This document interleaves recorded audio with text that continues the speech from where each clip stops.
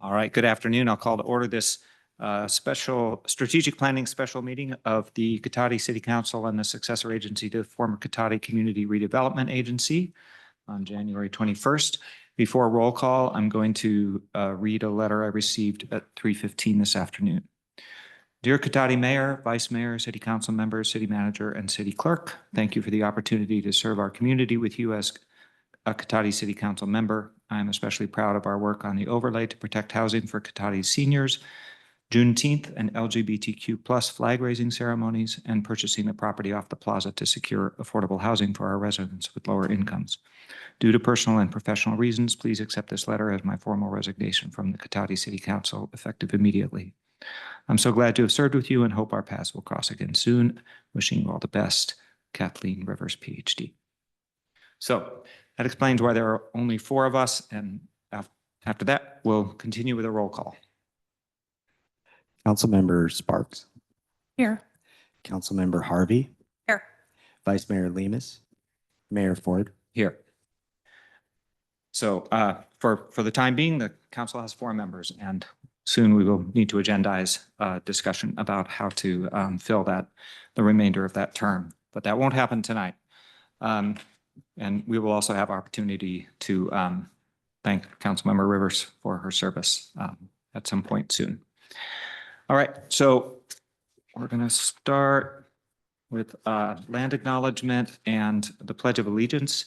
So I invite you to stand if you are willing and able for the land acknowledgement and pledge. The city of Cotati recognizes that we're on the ancestral lands of the coastal Miwok, who are the original caretakers of this area. We respectfully acknowledge the indigenous peoples who have been stewarding and maintaining a relationship on this land as knowledge keepers for millennia. This acknowledgement does not take the place of authentic relationships with indigenous communities, but serves as a gesture of respect to the land we are on. And now please join me for the pledge. Pledge allegiance to the flag of the United States of America and to the republic for which it stands, one nation, under God, indivisible, with liberty and justice for all. All right, thank you. Since this is a special meeting, we only have one agenda item, which is strategic planning meeting 1. So there's just this one opportunity for public comment tonight, and it's now. So pursuant to appropriate government code, members of the public wishing to address the council may do so at the beginning of the special meeting, and such comments shall be limited to the special meeting topic, which is strategic planning for the upcoming 2-year budget cycle. So we're happy to receive comments on the strategic planning agenda item, and I'll start here in the chambers. I've got a couple of cards. Let's go Pam Granger first.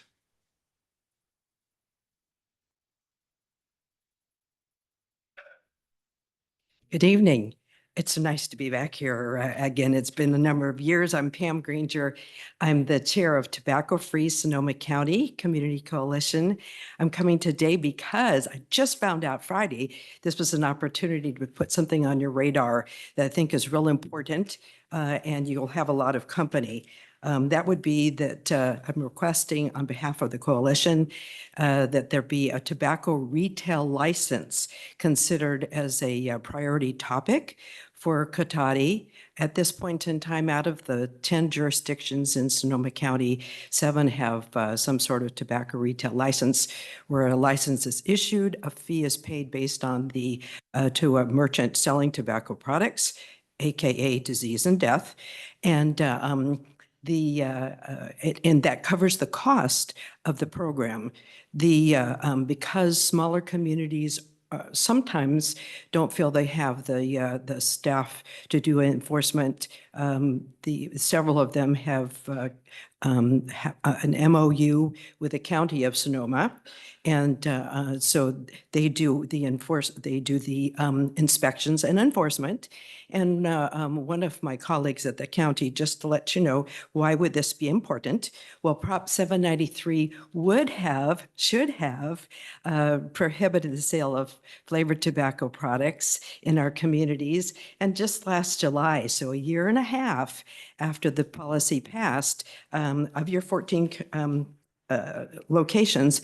Two of them had bright colored electronic smoking devices right out there on the counter. So that, you haven't had a chance to be paying attention. And the impact of the youth, what's the deal? There's no one way to keep kids from starting to use tobacco products. The industry will modify and has modified their products to continue the addiction, because that's their whole business model.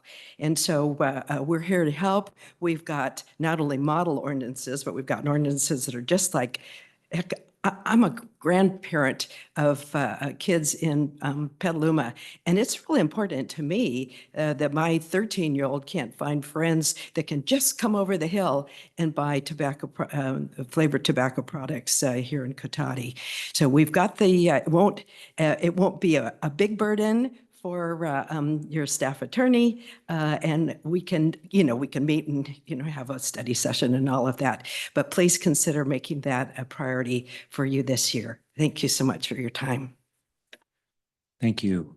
And I should have said at the beginning, we have a new system. So if there's a timer on the dais for the 3-minute timer, if this is not, yeah, and you can also see it up there. So the council can, the audience can see it up there as well. Okay, so Jenny Blaker.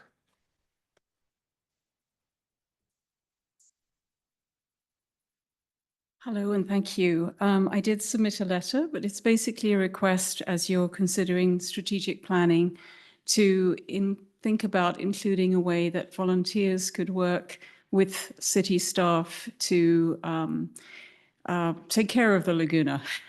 That's really the basic request. At the last meeting, the last city council meeting, there was quite a lot of discussion about volunteers, the role of volunteers in the community, and the Community and Environment Commission and Cotati Creek Critters were mentioned, and the Cotati Historical Society, which recently had a very successful event called Celebrating the Laguna. And then another really good example was the Creek Cleanup, which the city staff organized and the Recreation Department recruited volunteers and the volunteers participated. I think those are all really good models for future potential work along the Laguna. I mentioned in my letter that one of the people who's very interested in helping is Maria Alvarez, who was a member of the Community Environment Commission years ago in the 90s and helped start Cotati Creek Critters and has more than 30 years experience working with volunteers as a habitat restoration specialist with the National Park Service. So she and other people in this community have incredible expertise and knowledge about native plants, birds, wildlife, and how to take care of the Laguna. And the Cotati Creek Critters project has mostly been very successful, with most of the trees doing really well. And basket sedge, which is used by Native Americans in making baskets, has spread incredibly successfully. It stays green all year round. It outcompetes some of the weedy invasive plants. So there are things like that we would like to sort of see more of that happening. And then some of the interpretive signs are needing to be replaced. So there are things like that where I think volunteers could work with the city to help get other people involved with things like trash removal and maybe some work days to remove invasive plants, things like that. So I wondered if you could just include that somewhere in your discussions today. Thank you very much. Thank you. Ms. Alderman, come on up.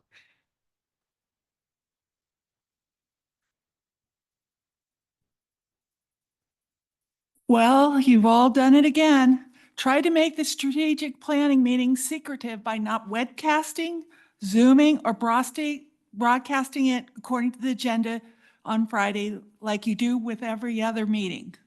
I've been pushing to the city into transparency and following the Brown Act for 10 years now on these strategic planning meetings.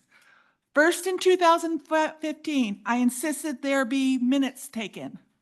That happened. And then the next year, that it was agendized at my insistence. By 2019, it became an issue that only strategic planning meetings and budget meetings were being held in the police community room with no audio visual system availability, hampering ADA accommodations. Finally, we had the strategic planning moved to the council chambers. Federal Judge Chen in 2022 schooled the city on the Brown Act for not providing ADA accommodations that were reasonable in the police community room. Now it seems you've taken major steps backward. There is no Zoom access, webcast on the agenda like every other council meeting. You are already heading to federal court soon. You had your warning on being secretive with public meetings, impeding the participation of the disabled by your actions in a federal courtroom. How will it look to a federal judge that once again you all engage in secretive meetings, given the federal judges have already dealt with this? And 25 for the secretive meeting to a facilitator?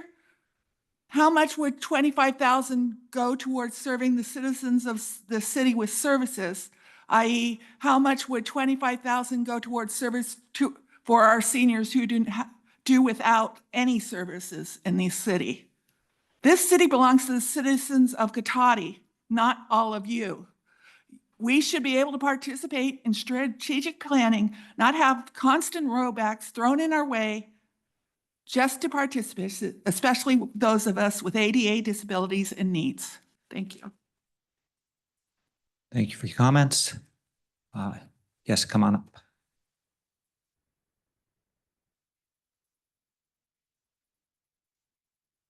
Good afternoon. My name is Erin Armstrong, and I'm the president of the Cotati Chamber of Commerce, and I'm here to plant a seed. I was hoping that you guys could think about pouring some sort of concrete pad in front of the stage in La Plaza Park. I've spoken with other organizations that do facilities and events there, and it would be really, really great because, you know, Cotati is all about music. We put on events that have music, and the people aren't able to dance. There's only a little walking path.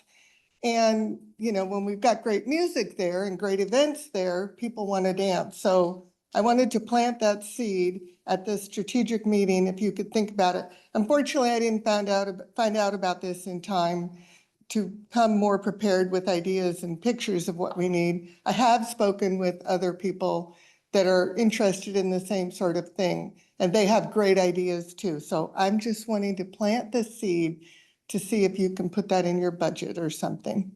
Thank you very much. Thank you. Anybody else in the chambers? Okay. Oh, and we don't have a Zoom participation option tonight. All right. So that will end public comment.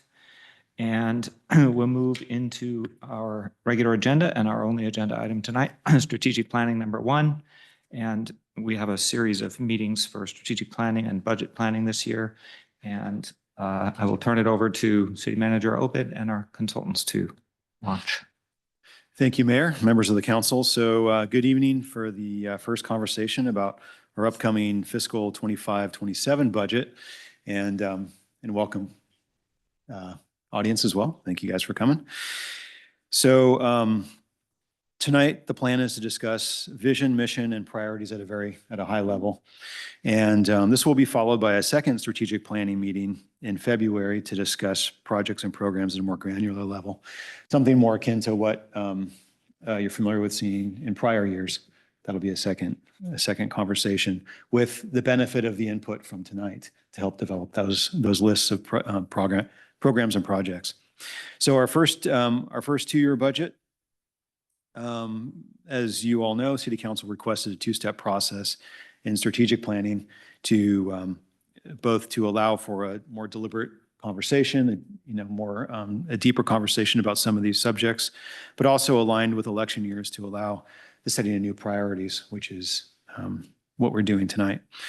It also allows greater visibility for the public on medium-term operational plans and multi-year CIP funding beyond the 5-year CIP forecast we already do. It allows a conversation about the actual dollars even for the second year of that CIP. And then from a staff perspective, ideally less of a lift to create a budget every other year.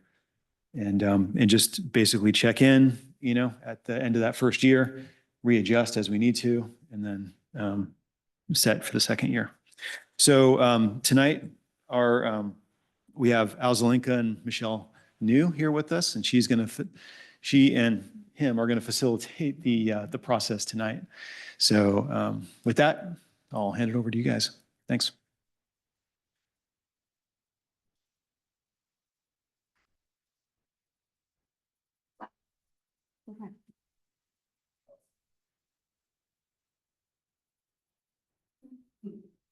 It's like a glance. You know, I didn't turn it on. There we go. Skip these. Apologies. All right.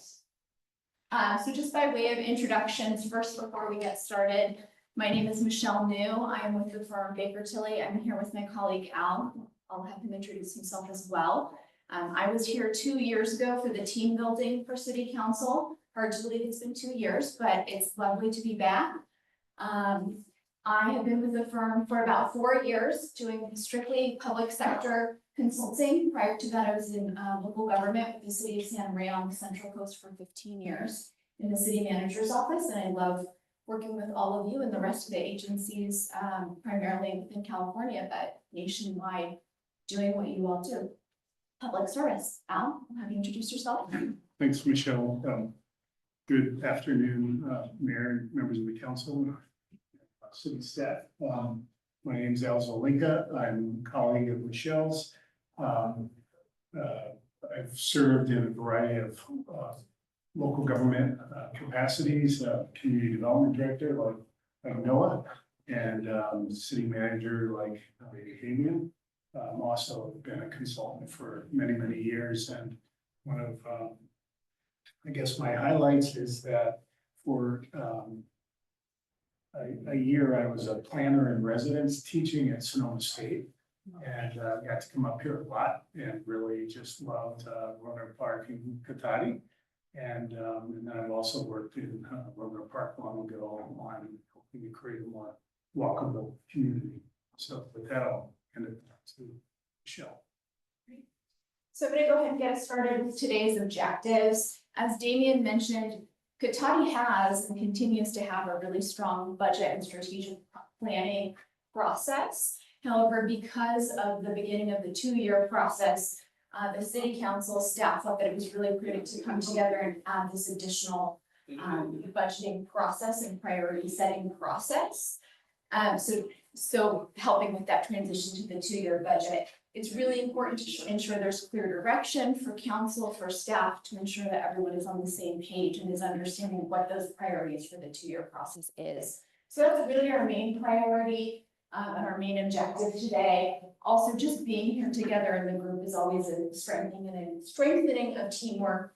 We'll have a little icebreaker in the beginning, and it's kind of the purpose to kind of set the tone. All right, just a quick agenda review. As I mentioned, we'll do a very brief icebreaker. We'll discuss some accomplishments and challenges, discuss potential vision and mission statements, break for dinner, just a quick little break.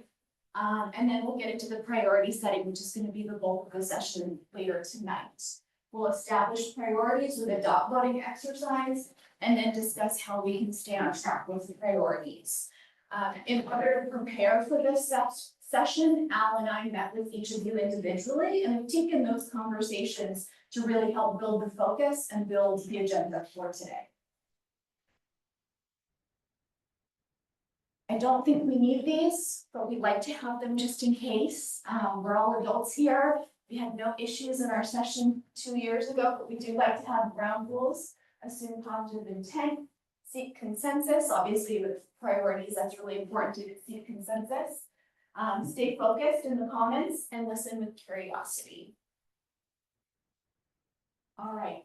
So with regard to staying focused with our comments, we have a bike rack here in the back of the room. If there's anything that doesn't really pertain to the main topics of today, we'll go ahead and put that on the bike rack. And if there's anything that Damien and the rest of the staff need to come back to, they have that list. That will be part of our report at the end, so that you can ensure that you come back to those items. We really just want to stay on course, really focusing on vision, mission, and the priorities for today. All right, so as far as the icebreaker, It's always good to get started a little bit informally, have a little fun. We did a whole slew of icebreakers, it seemed like last year, so we tried to think of something a little bit different. This is just gonna be for the 4 members of council to actually speak and discuss, but feel free, anyone can come up with their stories. We're gonna do a storytelling circle, and if you could each think about some type of story that you experienced either as a member of council, as a community member here in Cotati, something that was a really memorable experience specific to the city of Cotati, related to personal life, to your work that you want to share. Just take a minute to think of that. If you want to write it down, you have a piece of paper, you're more than welcome to. And then we'll go through one by one and share those. And it's kind of a way to, again, build the team and then try and come on, discuss empathy and together. So just take a minute and come up with a story you want to share. Whoever's ready first, feel free, raise your hand and we can go through those.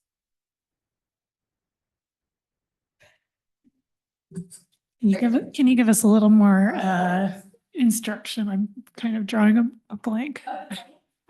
What?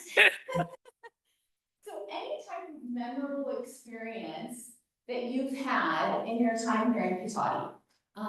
It could be during your time on city council, it could be just when you've lived here.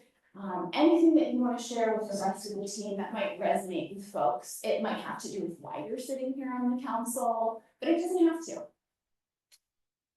Does that help? Yes. Hi.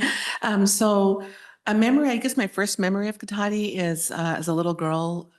One time it snowed, I think about 72. 72 it snowed and we lived in Southwest Santa Rosa. And I remember my uncles, I think my mom had had my youngest sister at the time. It was probably December or something because she was born in December of 72. And I remember that my uncles had a truck and they said, we heard it snowed in Cotati. Maybe we can take the girls. I was probably like 7 at the time or something. My sisters were 6 and younger, you know. Let's go to Cotati. And back in those days, you can sit in the back of the truck versus riding on the cab, you know. So we rode from Southwest Santa Rosa to Cotati Plaza and picked up snow because there was actually snow in the park. And so we made little snowmen, not a lot, but because there wasn't a whole bunch of snow, but we made little snowmen and then we tried to take whatever snow we could back to the house and we loaded it into the back of the pickup truck and took it with us. So that was like a memory that I remember, you know, back in Cotati in 72. Does anyone else remember snow in Cotati? Yeah? Huh? All right. Who's next? All right, man. I'm happy to go. One of the first things that came to mind for me was my family and I, when my kids were small, started coming to Cotati. Even before we moved here, we were building the place we were going to move into, but we got involved with Cotati Creek Critters and started planting right by Helen Putnam Park along the creek. There is when in my memory, most of the work started. So that's been, 27 years of walking, going on 25 years, I guess, of walking by and seeing those trees grow up. And it's great to be somewhere long enough to see trees mature. Some of them are even dying now, which is heartbreaking, but to have been here long enough to see that complete change in that landscape is exciting.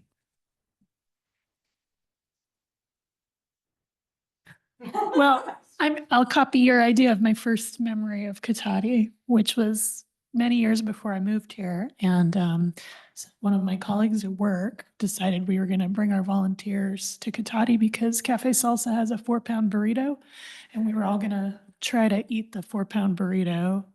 And we brought a little scale and weighed them. It was only 3.7 pounds. One of our volunteers did eat the whole thing. He's 6'6". So, but little did I know that this was going to be my home years later. And it was a very happy memory, but I'm glad to know a lot more about Cotati now than the size of the burritos. All right. Well, my first memory of Cotati, I was very young. We actually lived down in Rohnert Park when the houses on Adrian were first built. And I remember some of us neighbor kids riding our bicycles up here, and there was a little store, and we drove to the store to get ice cream. But it was off the plaza, but I was young, so I know these days we don't do that, but I was probably, I don't know, maybe about 7. So that's my first memory of Cotati. And then again, who knew years later that we would end up living here and have been here since 1978. So yeah. Those are all very fond memories.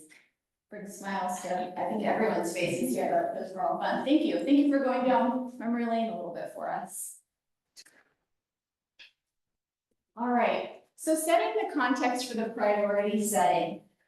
In order to have a fruitful discussion about priorities, you can't just jump into the priorities and talk through them.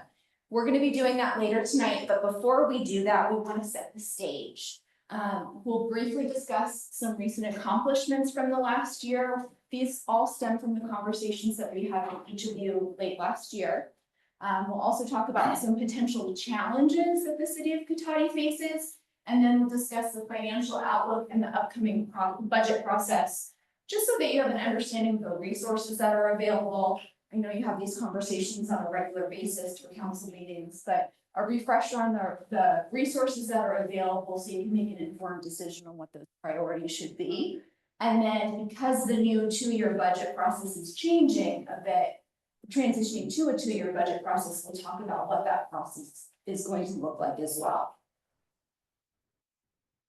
So starting off, we've got a bit more than a handful of accomplishments here. This was based on council input, what we heard from each of you in those conversations. What were some of the major accomplishments that the city of Cotati had in the last year? It really shows Cotati is making so many strides. You're lean, but you still are amazingly able to move forward, check the boxes, get things done, and innovate. It's really impressive to see all that Cotati has accomplished. We have a list up here on the screen, but I know that there's a lot more on there. So if you can take a look at everything here that we have listed on the recent accomplishments, we'll go through them very quickly. And if there's anything that's missing, we can take note of that on the board over there too. So first that was mentioned was the establishment of the Police Advisory Committee.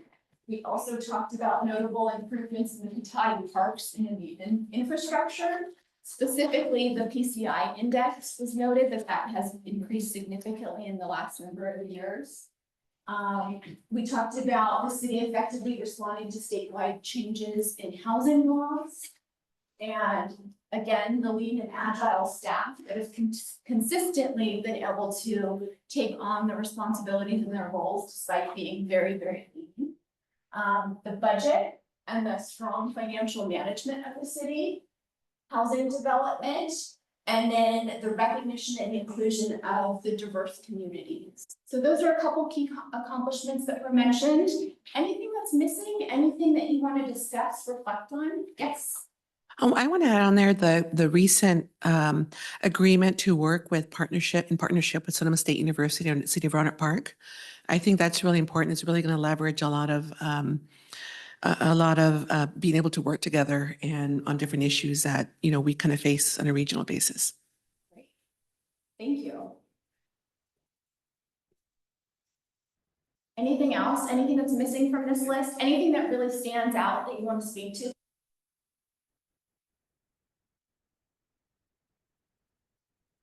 No? I mean, to me, the progress on housing has been dramatic and impressive. So I was one of the ones who put it on the list, and it's important to me. It sounds like it's incredibly important to the whole community, and it really resonates with each of you too. Very good. Finally seeing groundbreaking on the hotel. While it's not moving very quickly right now, but after a decade of being told a hotel's coming, to actually see dirt moving is impressive. Little steps, right? Yeah. Get there eventually. I don't think anything's missing, but it's just worth noting how much is contained underneath each one of those. Like the one about the staff finding creative ways to do things with lean resources. We have a list of 50 things that they've done in the last couple of years. So that's a big one. And a lot of these there's just so many things underneath each one of those. That's, yeah. Yes, each item there, each bullet there is a major topic area. It's not one simple check mark. A lot goes into each of those. And the staff is just so incredibly impressive. It is a very small organization, but the amount of work that is pumped out of this organization is incredibly impressive. A lot more than you see in other agencies that are significantly larger. Yes. Also, covered under the financials is, you know, the red, green, yellow, I think is really helpful because we can see at a glance exactly the health of our finances and where we need to focus. And we try extremely hard not to ever let anything get red, but, you know, at least things turning yellow, it gives us an opportunity to kind of prod as to what we may be able to do to get that back green. It's a great system. Great. Anything else that you want to reflect upon? Should we move on? Okay. So on the flip side, challenges. Nobody really likes challenges, right? But it's important to acknowledge the challenges, look at them as opportunities to grow, to expand, and to realize that they're an opportunity for the community to change and to thrive. So again, based on those conversations that we had at the end of the year, we developed a list of some of the challenges that we heard. Affordable housing, we heard this, I think, from everybody. It sounds like this is a major issue within the city. Retaining excellent staff and managing the expenses. Again, being a small city, it's difficult to retain staff. Especially when they're all wearing multiple hats. Fiscal challenges arising with expenses outpacing revenue, balancing small town character with development needs, and then ensuring community engagement and building community. What's missing from this list? Anything else that you want to share, mention? Anything that resonates with you that's already on this list?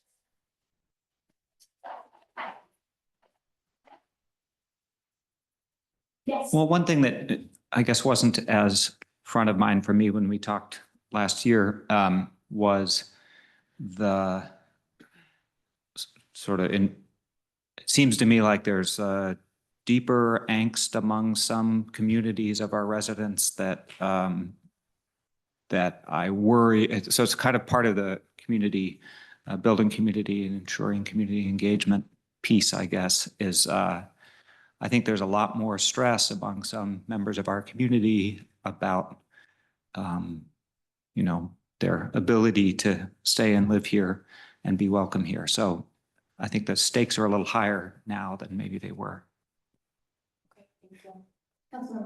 And to add on to that, the small town character versus development, there's a lot of people worried that we're going to all of a sudden, you know, have these monstrous, you know, stack and pack buildings all over the place. And people do worry about that a lot because they come to this community because they like the character of the community. And, you know, some things we can do something about and some things are out of our hands. So, you know, having that discussion sometimes with folks is really, really difficult because it isn't always within our control to, you know, to do any of those things that people want. It's a balancing act and there's a lot at play that you don't have control in. Right. Yes. Yeah, along with this, something I was thinking about is as I talk to people about regional issues and trying to work on things is a perception of kind of keeping our, I don't want to say sovereignty, but, you know, keeping our Cotati kind of intact, you know, as we work on regional issues. So those type of things, because I've heard other people say, well, why don't you just, you know, merge here, merge there, this area? It's like, no, we don't, we're Cotati, we're unique. People love Cotati, you know, and so just, I know that in the past that was, those are issues in the past and it kind of creeps up once in a while. So just kind of maybe establishing our city in Cotati as kind of, we are here, we're here to partner with other people, but we are unique and we have a community with needs and you know, so something along those lines. Yes. One challenge that I didn't mention in our interview, but I've thought of since that it's difficult for a small city to address this, but looking back to the portrait of Sonoma County and some of the human development index disparities in our neighborhoods and the health and wellness of different portions of our community. So I would just say promoting health of our citizens, physical health and mental health is an ongoing challenge. Sort of hard for us to address, but something I hope we can make an impact with. Okay. Thank you all. Anything else on the challenges? All right, I'm going to turn it over to Damien for the economic update. Thank you, Michelle. So none of this will come as, I think, any surprise to anybody because we've been talking about this for a while, but the first part of that is really related to the general fund, I would say. California's economy, just, I guess the national economy is expected to continue to grow at a slow rate. Potentially a little slower than 23. And that's the forecast that we have right now. The last couple of years, it's basically been flat in terms of growth and in terms of revenue. So, the post sort of, housing price adjustments, the post 2008 housing price adjustments have they call it the Prop 8 recapture. That's basically done.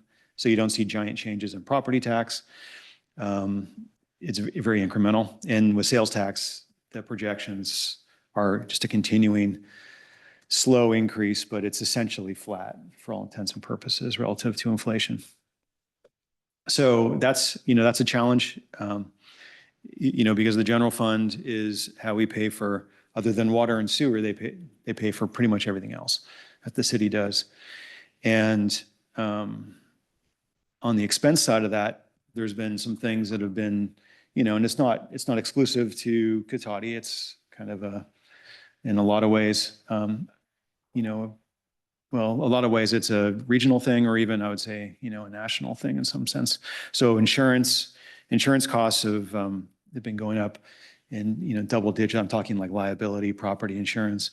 Those have been going up in double digit rates nationally, actually probably globally, on the property side for sure, because of all the natural disasters that are occurring at a higher frequency and with greater destruction than historical models predicted. So insurance companies are trying to adapt their models to what they see as the new reality. And then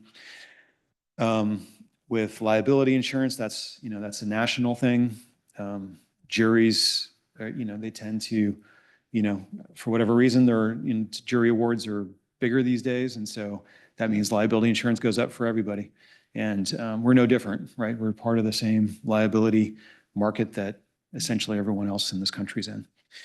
And then power costs, this is, I would say, more of a regional related to PG&E costs, but power costs continue to increase at a rapid rate.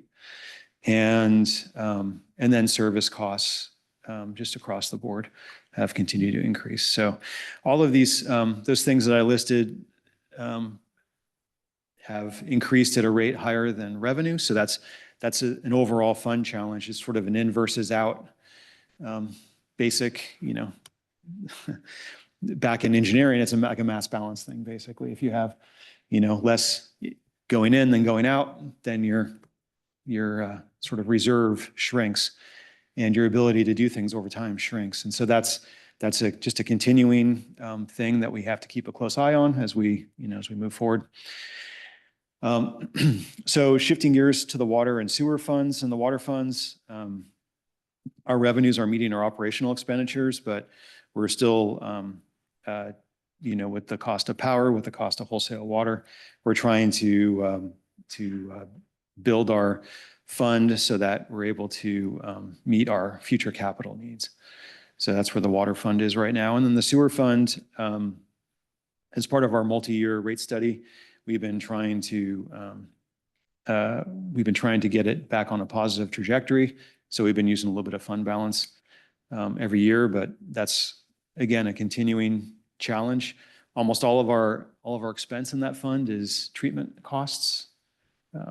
Basically, more than 3/4 of the cost in that fund is just paying for the wastewater treatment at the Santa Rosa sub-regional plant. So that's the vast majority of our expenses there. But it's been a multi-year rate project to smooth out the bottom and then get us on a healthy trajectory moving forward. We are internally working on a updated rate plan that we'll be talking about soon. And so, as was mentioned earlier in our financial health updates, it's, we talk about the sewer being yellow. It's been yellow for a while, and that's just a multi-year, like I said, a multi-year process that we've been working on. So more to come on all that, but that's where we stand right now. On the good side, we continue to have a healthy reserve, a buffer for any sort of unexpected economic shocks. But on the revenue side, we have to just continue to monitor it closely and continue to be very fiscally prudent in how we allocate our resources. And just an overview, I touched on this, but our next strategic planning, this is a two-step process. Our next strategic planning meeting on projects and programs will be February 18th. And then that's the current schedule. And our first study session for general fund is planned for April 1st. And budget study session number 2 is planned for April 15th. And then according to the schedule, assuming we stay on the schedule, our final budget would be presented for adoption on June 10th. So that's what we're looking at ahead of us after tonight in terms of the budget, the public budget process. And with that, I'll hand it back to you, Michelle. Any questions for Damien before we jump into vision mission? No? Okay. Thank you, Damien. So before we get into priorities, it's important to discuss the vision, the mission, for several reasons. You want to make sure that, again, there's some clear direction. You want to make sure that the team has cohesion and the priorities really are based on where the city of Cotati is going, which is the point of the vision, and where the organization is going, which is the point of the mission statement. So we start with this, and then once we have the discussion about vision and mission, then we'll move into the priority setting piece. So vision, mission, and strategic objectives. What is it all? You can see here on the screen, the vision statement is an aspirational statement as of the current condition. So where the city should be in the future, are written as a current statement. It's the desired future for the city and community, and it's approved by the city council at the city council level. It's short enough to be remembered, and it's written in the present tense as if we're already there. The mission statement is about the organization. So vision is higher level about the whole community. Mission statement is about the organization itself. And it's the purpose of the organization. Why does the city itself run? And what is the reason for its existence? It also should be concise and easy to remember, and it's there to guide day-to-day actions. The city of Cotati also has strategic objectives, and the purpose of those is to really integrate the vision and the mission. Currently, Cotati has a vision for Cotati. This is an 8-pillar vision statement, and I know it's difficult to see on the screen there, but the pillars are quality of life, economic development, financial stability, community safety, infrastructure, city beautification, environmental concerns, and goodness. Thank you, citizen participation. So that's currently essentially the vision statement for Cotati. And those 8 pillars were all developed as pieces that were really important to city council at the time, city staff at the time. When we spoke with each of you in November, we discussed the vision for Cotati, what you liked, what you didn't like. And based on that, we developed a couple different vision statements for your consideration. We have 4 draft statements, and these were developed again based on the content and the conversations that we had with each of the council members. And we have, I'll give you a second to read and then I'll read them aloud also, but go ahead and take a second to read those.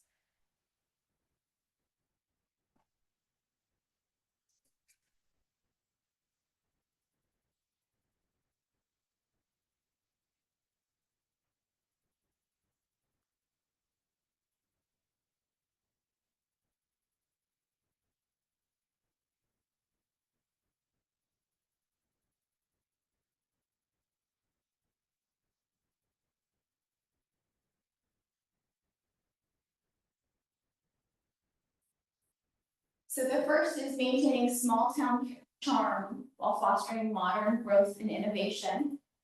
Second is a city that celebrates its diversity, nurtures the well-being of residents, honors our past and present, and shapes its vibrant future. Then a connected, resilient, and inclusive city that balances tradition with progress. And then a city that fosters a strong sense of belonging, excellent public services and infrastructure, strong finances and environmental leadership where neighbors are connected by community events, walkable streets, and thriving local businesses. So looking at those 4 options, is there 1 or 2 that stand out that you like? Is there something that you dislike on any of those 4 options? Yes, Councilman Sparks. Well, I don't know if it's too long, but I like the last one the best because it includes more of the ideas of the original vision. Yeah. Okay, okay. That's what I was going to ask you. Is that too long for a vision? It's your vision statement. Okay.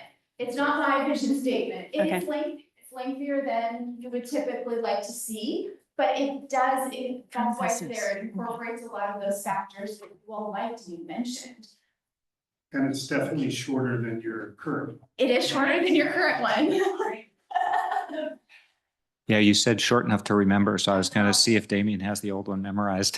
You can just record it and then play it. Yeah. No, I just want to see the full bottom one where it talks about people, want a strong sense of belonging, but then we're neighbors.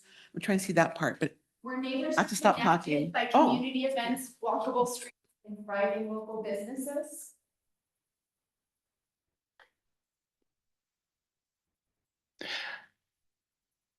Sylvia, can I talk while you read? oh, sure. Okay. Sorry. I mean, the last one has a lot in it. It feels too long to me. I like the second and third pretty well. I'm okay with that. If you get, I like the third. Yeah.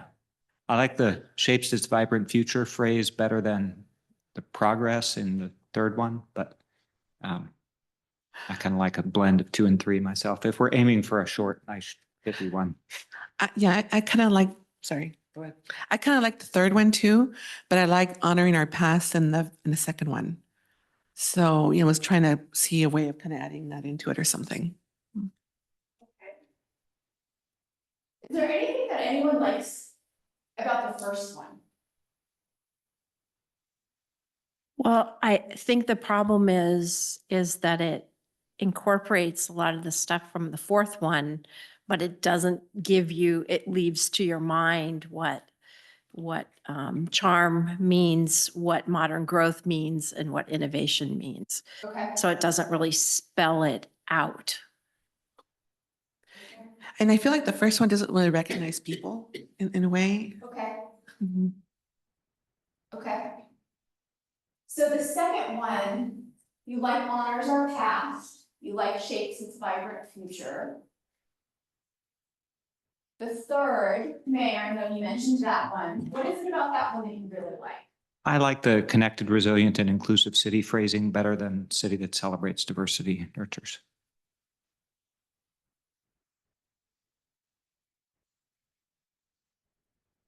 Okay. Councilmember Sparks, you nodded your head. Yeah, I agree with the underlining that has occurred. You approve of my idea? Yes. Okay, so what if we did something like a connected, resilient, and inclusive city that honors our past and shapes its vibrant future? Yeah, I liked a more active or a connected, resilient and inclusive city where we honor our past and shape our vibrant future, something like that. Using the first person that's in there in the second one. Okay, so I know you all lean towards the fourth one initially. Is there something that's in that fourth one that you think is missing from that combined B and C? Me, the details in D explain the things, but you'd need them all. I mean, they're all at one grain size down from Right. what's already in C. So you'd either need them all or nothing. Okay. So a connected, resilient, and inclusive city where we honor our past and shape its vibrant future, shape our vibrant future.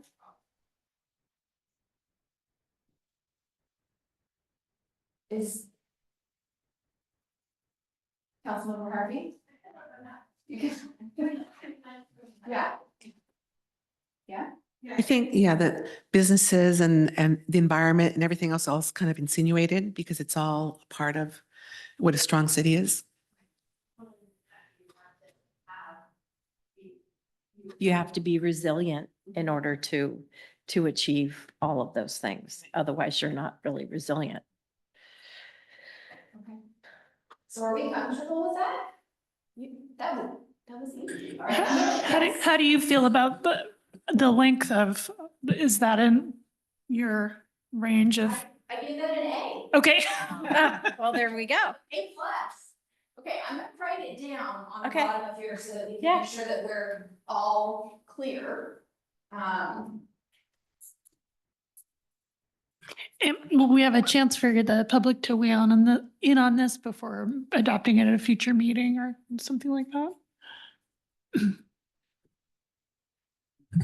Yeah, we could, so report from this meeting could go in the packet for the February 18th meeting. And so the public comment prior to that would be the place, I think. Right. Yeah. Yeah, okay.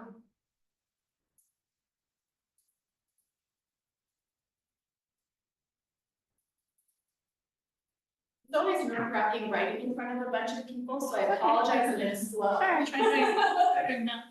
Yeah, no, I can't, I don't.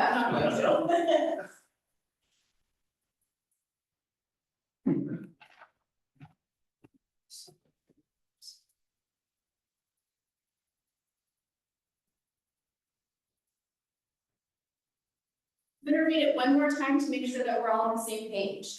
A connected, resilient, and inclusive city where we honor our past, and shape our vibrant future. Nod of heads.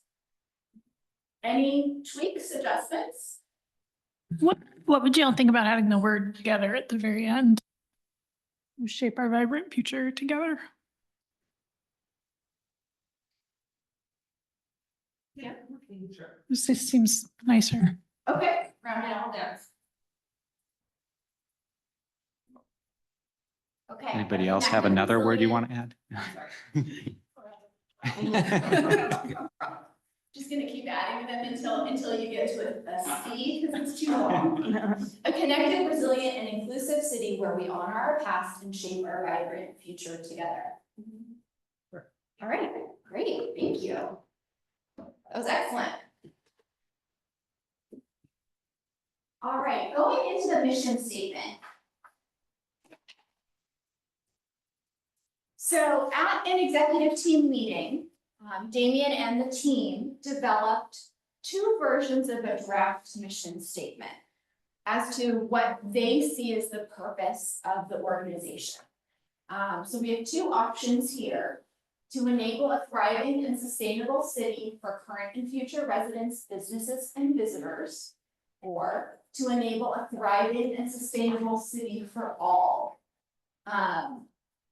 Thoughts on the two of these that we can take back for Damien to finalize with his executive team?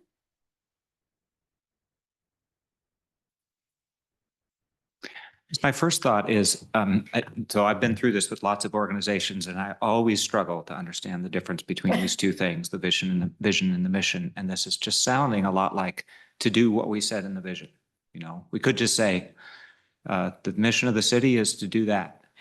So, I mean, the mission of the city is to do that. And so it doesn't feel like there's any content here. And like that, much of the details in D actually feel like the kinds of things that the city does. And maybe that level of detail could be in the mission statement. Like it's the city's job to provide excellent public services and infrastructure, strong finances, and environmental leadership. So in other words, a lot of that stuff is actually what the city does in order to bring about our vision.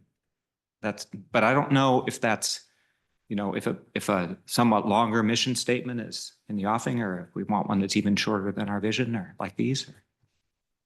See, I guess I thought that the vision statement normally would be shorter and the mission might be a little bit more meatier, is what I thought, you know, when it comes to mission vision statements. There isn't necessarily a rule. It doesn't have to be one needs to be longer than the other, one needs to be meatier than the other. It is something unique to the organization. You do want the vision statement to be that more futuristic, grander, community oriented, whereas the mission statement is focused solely on the purpose of the organization itself. That's the main distinction. And they both should be short enough, again, that they can be remembered. I agree with Ben. I like D as the mission. If it's not too long, I think it encompasses exactly what we do as a city. Yeah, it's pretty, I mean, it could be rephrased as, you know, the mission of the city as an organization is to do these things, and whichever of these things actually are the city as an organization's function. It feels to me like they pretty much all are. I mean, the thriving local businesses part might have to be rephrased as to something about what the city's role is in ensuring a thriving local business community, but I don't know. Supporting a thriving local business community. This one, we're not actually trying to wordsmith together, We're right? not trying to no, I was Good. gonna let you finish, but no, Yeah. we're not trying to wordsmith it together. Damien will take it back, discuss it with the team, discuss the comments that you've each shared with the team, and then he'll come back with the final version. But we do want to hear what you all think of these, yes. I just think it's fitting with how efficient our staff is that this is the mission statement we you came up with. So I'm just sort of curious, since you all thought about this draft, what was it that made you want to go with such a short statement?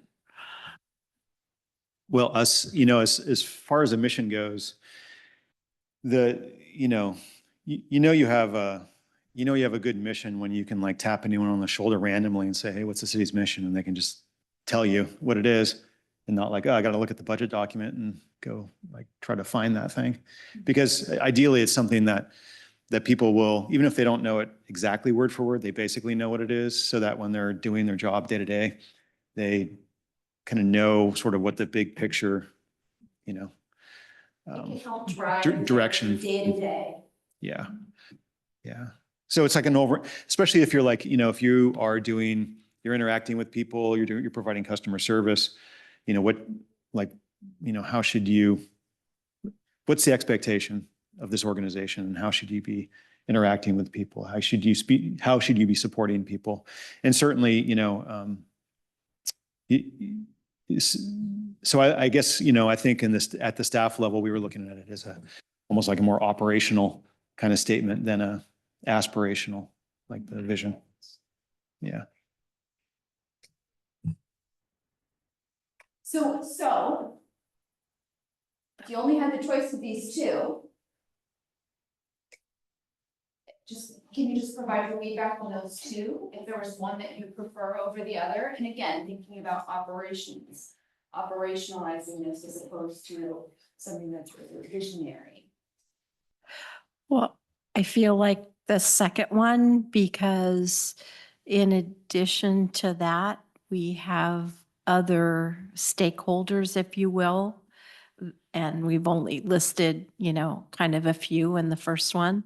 So the for all kind of is inclusive of any other stakeholder that we might. Can you give examples of others that? Well, so as we sit on the many JPAs that we sit on, you know, that are not directly our staff doing it, but our staff are helping support those activities for our, you know, for everyone involved.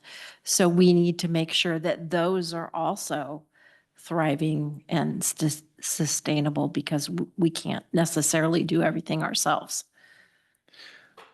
Just as an example. I'll also add, if this might be helpful, you're not explicitly talking about our strategic goals and objectives tonight, but they do sit underneath this. And so the idea is that some of the detail that we talked about in D, we're going to be revisiting those too in our next strategic planning meeting. Are these the same goals and objectives that from the current year that we want to continue? Or in light of this conversation tonight, or maybe some elements of D, do we want to rephrase some of that so it, you know, would roll up into kind of a mission and of course be consistent with the vision? And I'll jump to that slide so you can see those. The current strategic objectives based on the session from February of 2024, long-term vitality, climate change, community engagement, equitable, compassionate and healthy community, and best-in-class community services.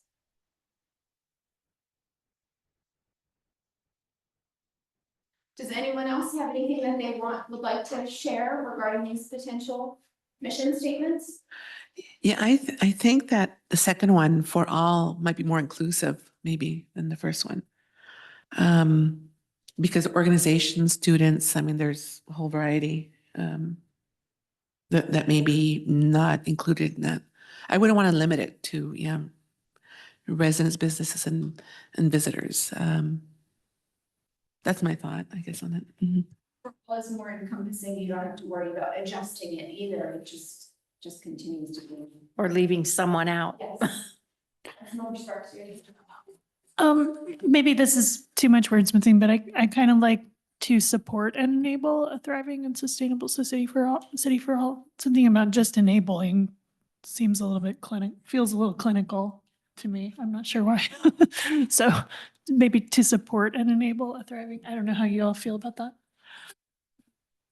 Yeah, something like that would make sense to me. Yeah, well, we enabled it. Just because they didn't do it doesn't mean not our fault, right? It's a little codependent. You enable. So I tend to like sort of a brief list of things rather than just saying for all. I'm not sure this is the number one is the right list, but like even those JPAs that I sit on and things like that, I think I should be doing that from the perspective of serving Cotati's residents and businesses and visitors, right? So that, and so to me, most of that work still fits in number one. And I like the specificity of if as Damien hopes the staff all know this mission, then they think the mission, they think, wait, how does this affect businesses? When it just says for all, that's kind of a throwaway and they don't think of it. It doesn't remind you to think about, okay, well, how does this affect residents? How does this affect businesses? How does this affect visitors? So that's my first thinking about 1 versus 2. I tend not to like general statements like for all, but I also want to talk about the adjectives there. I'm not a big fan of one list of 3 adjectives in the vision and a different list of 2 adjectives in the mission. And I think they ought to line up somehow. I know one is aspirational and one is, more operational, but I don't like the thought that the operational one that the staff is supposed to be thinking about as they make decisions doesn't reflect the vision. So I'd like to see those adjective lists line up better. I mean, now that we've sort of come to some common thinking on the vision piece.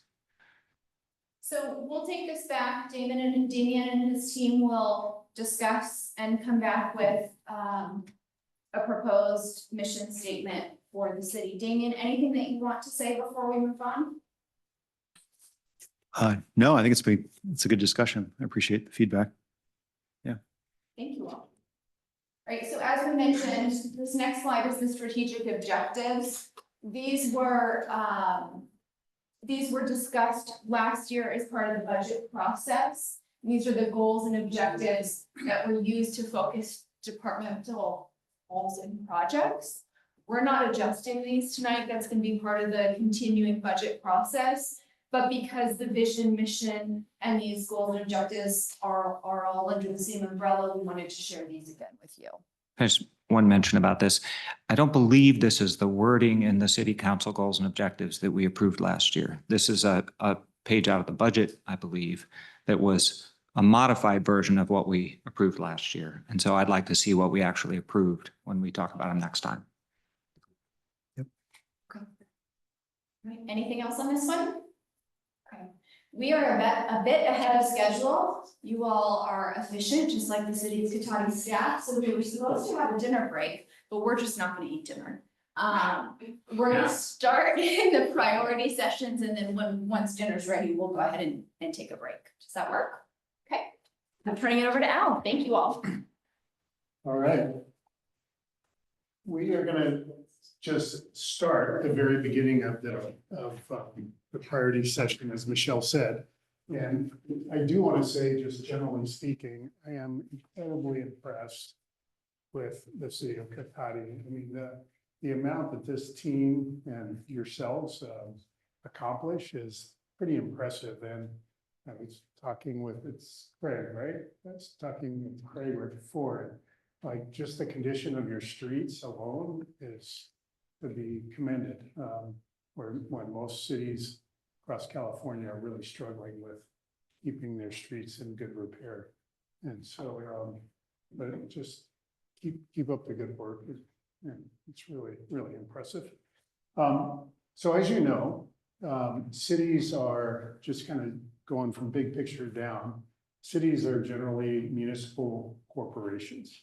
And you, as the elected city council, you serve as the board of this municipal corporation. So your responsibilities are vast and very significant, because this board is overseeing the well-being of this community called Cotati and all the ingredients that make up this great town.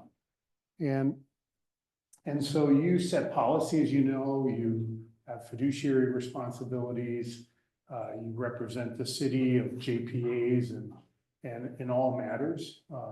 You enact ordinances, you appoint officials, Damian, and members of your planning commission and so forth. You hold public hearings, you have public meetings, you facilitate public comment, you do a whole host of things. And what staff appreciates very much is the policy direction that you provide, so it can do what it does for the benefit of the public and that you all represent. And so among many smaller things, the core services that Cotati community, Cotati City Hall does is water and sewer, as Damian talked about the rates and the revenue, refuse collection and recycling, overseeing that, land use and permitting, public safety. We have a police chief here, street maintenance, park maintenance, recreation, other things as well, such as finances, human resources, administration of the organization. So there's many things that the city does. And at the end of the day, you provide policy direction that points the organization in directions to both carry out its core services and add other priorities that surface. Because as a living organism, priorities change in cities. Much of the day-to-day work, the routine work, is akin to an iceberg, where a lot of it just goes on and it happens, and you see pieces of it, but you don't see it all the time, because I think Councilmember Sparks, you mentioned that those lists of accomplishments, there's a lot that goes into each one of those. And it sounds very simple in a phrase, but the depth and breadth of effort and resources that go into making one of those happen is significant. And so it's always important in priority setting efforts, is that we always keep in mind, and clearly by hearing you talk, you're so attuned to it that there's limitations on resources, both human and financial, that kind of constrain how many priorities you can set above and beyond the core services and the routine work of the city. This is more anecdotal than scientific, but we have, I don't know, probably 30, 40 retired city managers, department directors, and we regularly, and as we get new staff on our team, we talk about this very slide. And we, generally speaking, we say, you know, when you look at the work of a city, how is management's time spent? And about 85% of that time is spent managing the day-to-day, managing this meeting, managing the budget, managing police services, just managing the day-to-day. About 5% of the time is when there's a crisis, something that comes up, you gotta pivot, you gotta address it. Busted water line, what have you, like, you just have to pivot. Snow in Plaza Park, you have to pivot and figure out, what does this mean? 5% of the time, roughly, are just, I can't even see that, they're like new initiatives. And that's a lot of things like the priority setting, but not just the priorities, but what goes behind those. So some of the ideas like we spoke about when we spoke with you about, well, are there ways to make it easier for the community to come together in their neighborhoods and have celebrations and community building, those special things that aren't part of the day-to-day, but that staff wants to follow council priority or council policy direction to really make happen. And then there's other uses of time, or like on training and other types of efforts where staff may have to take, they either go to a professional seminar, they'll have to take required legal trainings, whole host of things that are added to the plate from, oftentimes from external sources. So there's not a lot of bandwidth for new stuff, but the stuff that staff is eager to take on new stuff, but not at the expense of the day-to-day. And so it's important, what you're doing tonight is so important because it helps staff focus on what matters most to you, so it can help accomplish what matters most to you. Yeah. Just make one comment about that slide. I appreciate the warning about there's not infinite time, and Susan is keep us on task for that question. But a lot of our goals and priorities are about how we do that 85%. It's not about new stuff. And so, yeah, I just want to be clear that that's not, most of our policies are not about new stuff. Totally, yeah, a lot of it is, do we do what we always have done, or do we change what we have done to get different outcomes? right? And so, and that's something that, that insight from the policy direction helps staff sharpen their saws to do their day-to-day work in different ways for better outcomes or different outcomes. Thank you for bringing that up, Mayor. Yep. So we're at a perfect place right now because you started it and it's great. Just based on the little bits that I said, Mayor, you had some good comments. Any comments you have, or Damien, any comments you have about what I shared?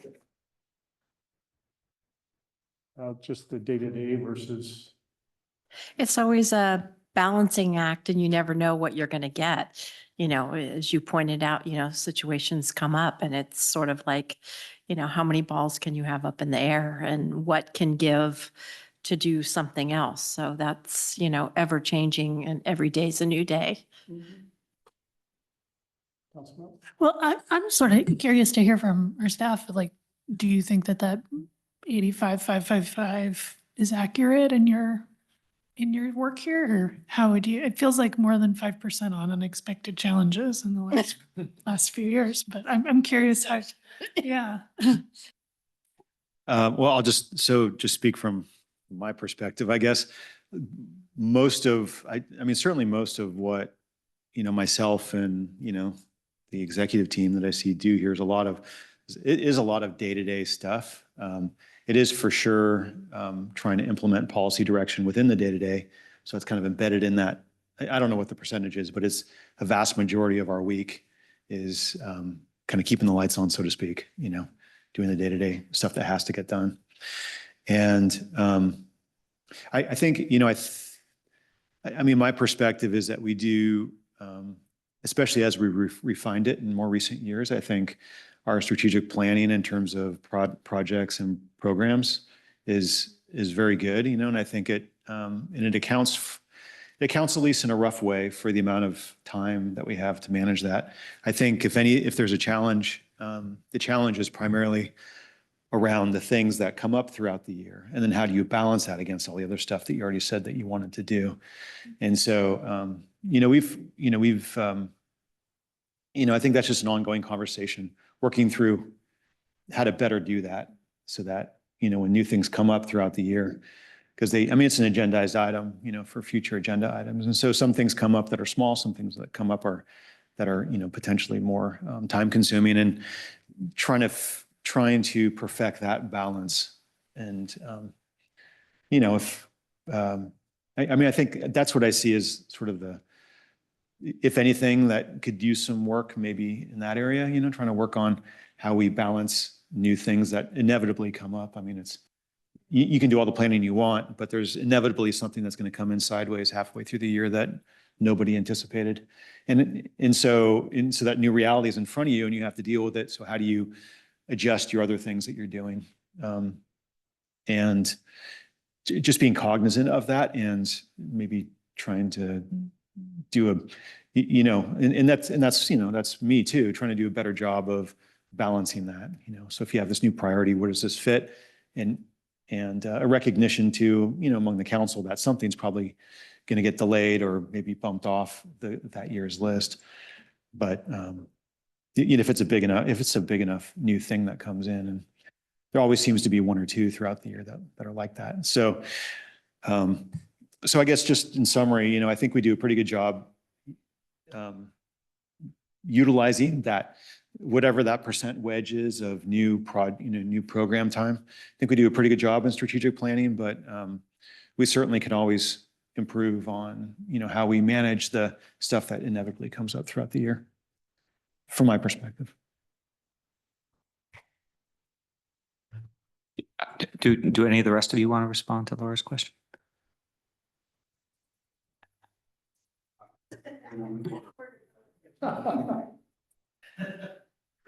What he said. No. So yeah, what he said. But I think, you know, for me, I've been here just shy of a year now, and I think it's interesting to see, you know, how nimble that Cotati can be in the way that it adjusts and pivots to things. And I think in that there's that balance kind of comes sometimes organically, sometimes there's a lot of work that goes into just kind of capitalizing on the good things so that you can make them better, bigger things, kind of like a butterfly effect for me when I look at an organization like this. And so for me, it is about taking little things and when you capitalize them, make them big so they're bigger successes. And that takes a lot, sometimes heavier lifting, sometimes it takes more time, more money, more staffing, and then it starts to slow down a little bit. So, but conversely, I think it's also important when you see small problems that you deal with them in an efficient way, and so they don't become big things. And so it's about mitigating that. So that works on both ends in terms of looking at things and paying attention to the small things. So, for me personally, I like when things become more interesting and more challenging. I don't necessarily wish that upon us because of some of the challenges that can occur. But I think that at least my experience with the staff here and with you all has been the responsiveness and the awareness, and then that creates a way of being able to address things as they come up with a certain degree of efficiency, effectiveness, and responsiveness. And I think that that's not always true of other organizations. So I definitely appreciate that aspect of it. I'll also add, sorry, before you jump in there, I'll also add that not every new thing is coming from the council. So it's coming from below and above. So, and this is particularly true in terms of the process improvements and efficiency kind of things. Every one of the department heads here are constantly coming up with better ways to do things more efficiently. And that, so it's great, but that does take some time. And so it's constantly trying to balance the self-identified ways to improve with the external sort of projects that are coming. And anyway, like I said, I think we do a fairly good job with the strategic planning, but during the year, you inevitably get stuff coming up from the organization within, like, hey, we could do this much better if we just change this process a little bit. But that does take work to implement. And then stuff that comes from like the council, right? So anyway. And then stuff that comes from the state. Yep. Well, yeah, that's moving on to NOAA. Yeah. I bet Noah wishes that the state would slow down a little bit in their gifts to him.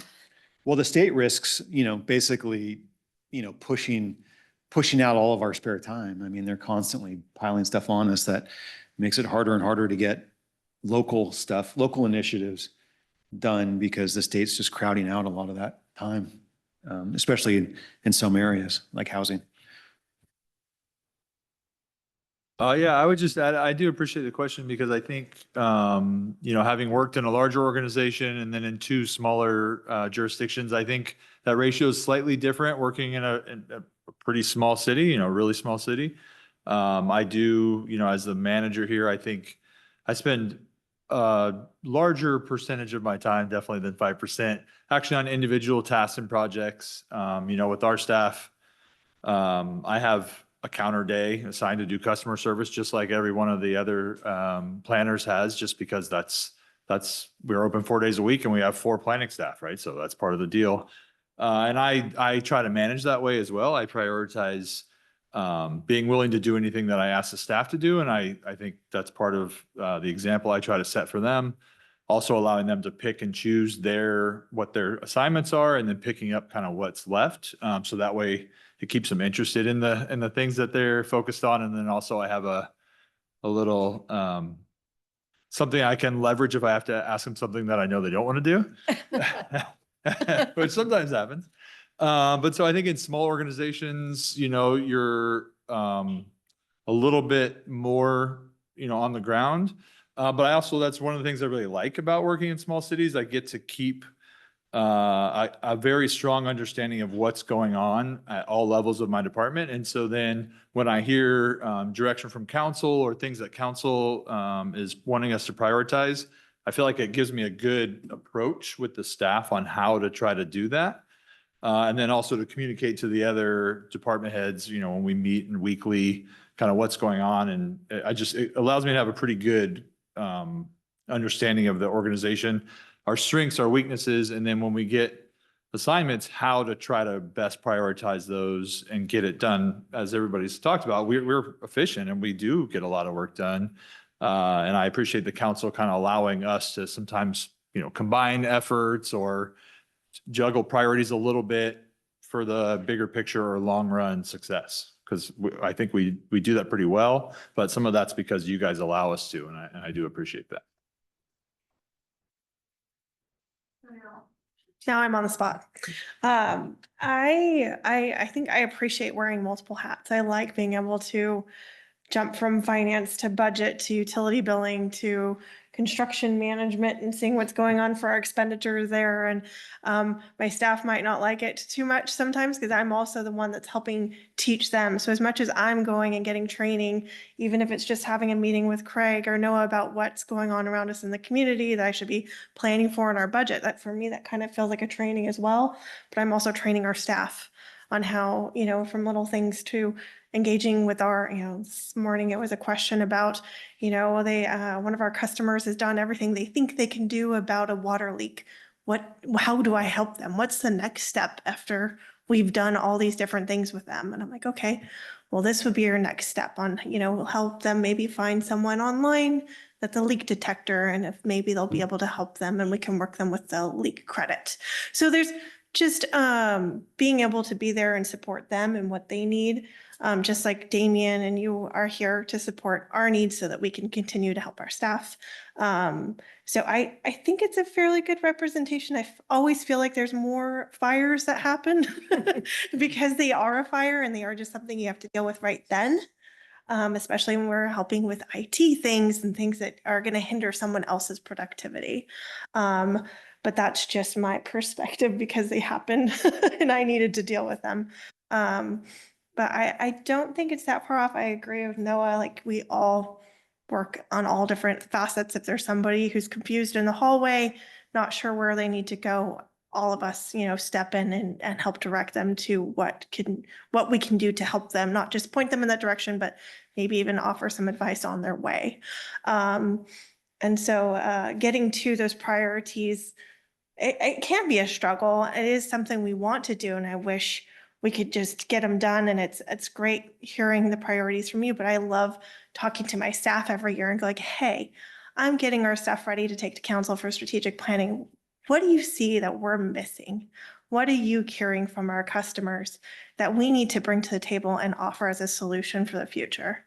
So that's something that I love incorporating into part of it and getting their feedback for that part of it. Just leave it at that. Greg Scott, Public Works Director, City Engineer. So the question, as I understand it, was, do we, each of us agree with the percentages on the pie chart up there with 80% or so of our time going to kind of day-to-day stuff to keep the lights on? I think for me, more than the others, I would spend a little bit more on projects because I'm really weighted down with just all these capital projects and keeping them on track. So my percentage of project time might be a little bit higher, maybe double what you saw up there. But there's a lot of day-to-day things like the furnace heating the city manager's failed to work this morning. So whatever I was doing, I was called off to call up the service and get that taken care of. You know, the PD building is getting old and showing its age. So lights and the sensors and stuff go out. So I'm called over there a little bit as well. So a lot of more than you would think. So that it is a lot of administrative, bureaucratic things that take up most of our time. You know, does that effort have budget for that time? And are we allocating our staff's resources? I've got 5 field staff. And so we're making sure that, you know, everything's being taken care of from that perspective. But yeah, a lot of it's just very boring, making sure that we're on the right track. I think we're the rudder. Like we can get distracted by a lot of things, but it's really good to kind of take a reset, say we're halfway through the year And I think this group is always doing that reset. Are we putting our time where it needs to go? I think halfway through we have a generator project for putting backup generators on our lift stations. I haven't started that. And so I'm going to be working on that, getting a contractor on board in the time that we have between now and June 30th, because that's a very high priority project for operations. Hope that helps. Okay. Very helpful. Thank you. Yeah, great question. And thank you all. One thing I'm very impressed about in how the staff works, the staff culture here, is when there is something that comes up, you all look and say, what else can we do when we're doing that? Like, what else on our list can we all do at the same time? You know, we don't fix sidewalks one by one. We do a gap closure project and do 20 of them at once or something like that. Or when a new state housing law comes up, you sort of look, what else can we fix in the code at the same time and do 3 of them at once? And that's really helpful. Yeah. Great. Thank you for sharing all that. For some of us, right, for some departments, the day-to-day is actually almost different every day. Like what you were saying, Noah, like your day is very different every day, but that's your day-to-day, right? So obviously we can't do everything. We can do some things very well.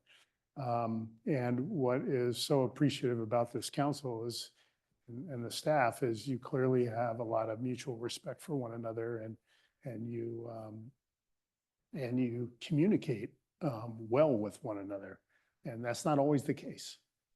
And so you do, and in our conversations, our individual conversations, and our conversation with Damien, there's a premium placed on the value of the communications that occurs. And that's very important for running an organization, obviously, in a city. Just keep maintaining that relationship with one another, because that's what helps local governments succeed. I have been, and maybe you all have been, part of organizations where there's nothing worse when the council and the city manager aren't talking. There's nothing worse. And things start to unravel. And so always maintaining that trusting, collaborative, communicative relationship is so important. As you go into this 2-year budget, I've worked for cities that have 2-year budgets. It is good to set a few priorities and then track their progress, you know, as you're going along, and Damien and team will communicate well with you.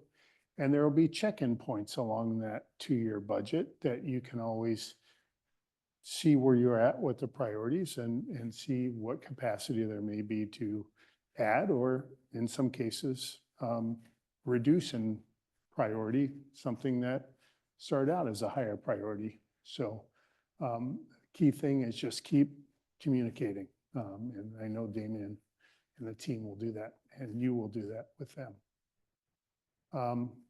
This is always a fun one. We've all did this probably as kids. You fill up a bucket with a bunch of small rocks, and then you try to put in the big rocks, and there's no way to get the big rocks in the bucket. So what tonight is all about is really to pick out those few big rocks that you really want Damien and the team to focus on. And it's not to say that the others are going to just fall away. It's just, what do you want them to focus on right now? And then that focus will help make progress. Like the chief was saying, you do small things and you grow them and grow their impact. And so after dinner tonight, we will jump into the details of priority setting, but just be thinking about identifying a few of the big rocks, which will be your priorities. And then that way, all of the other things that the city does can fill in around those big rocks. And with that, Michelle, we are Is it time for the break or not? Yeah, Kevin says yes. Okay, so. That means food is here. Is that what that means? It means dinner is here. Yeah, right. So Mayor, if you want to. Okay, so with that, I guess we'll go into recess. Do we want to set, how long should we set? 6:15. Okay, so a 40-minute recess now will be.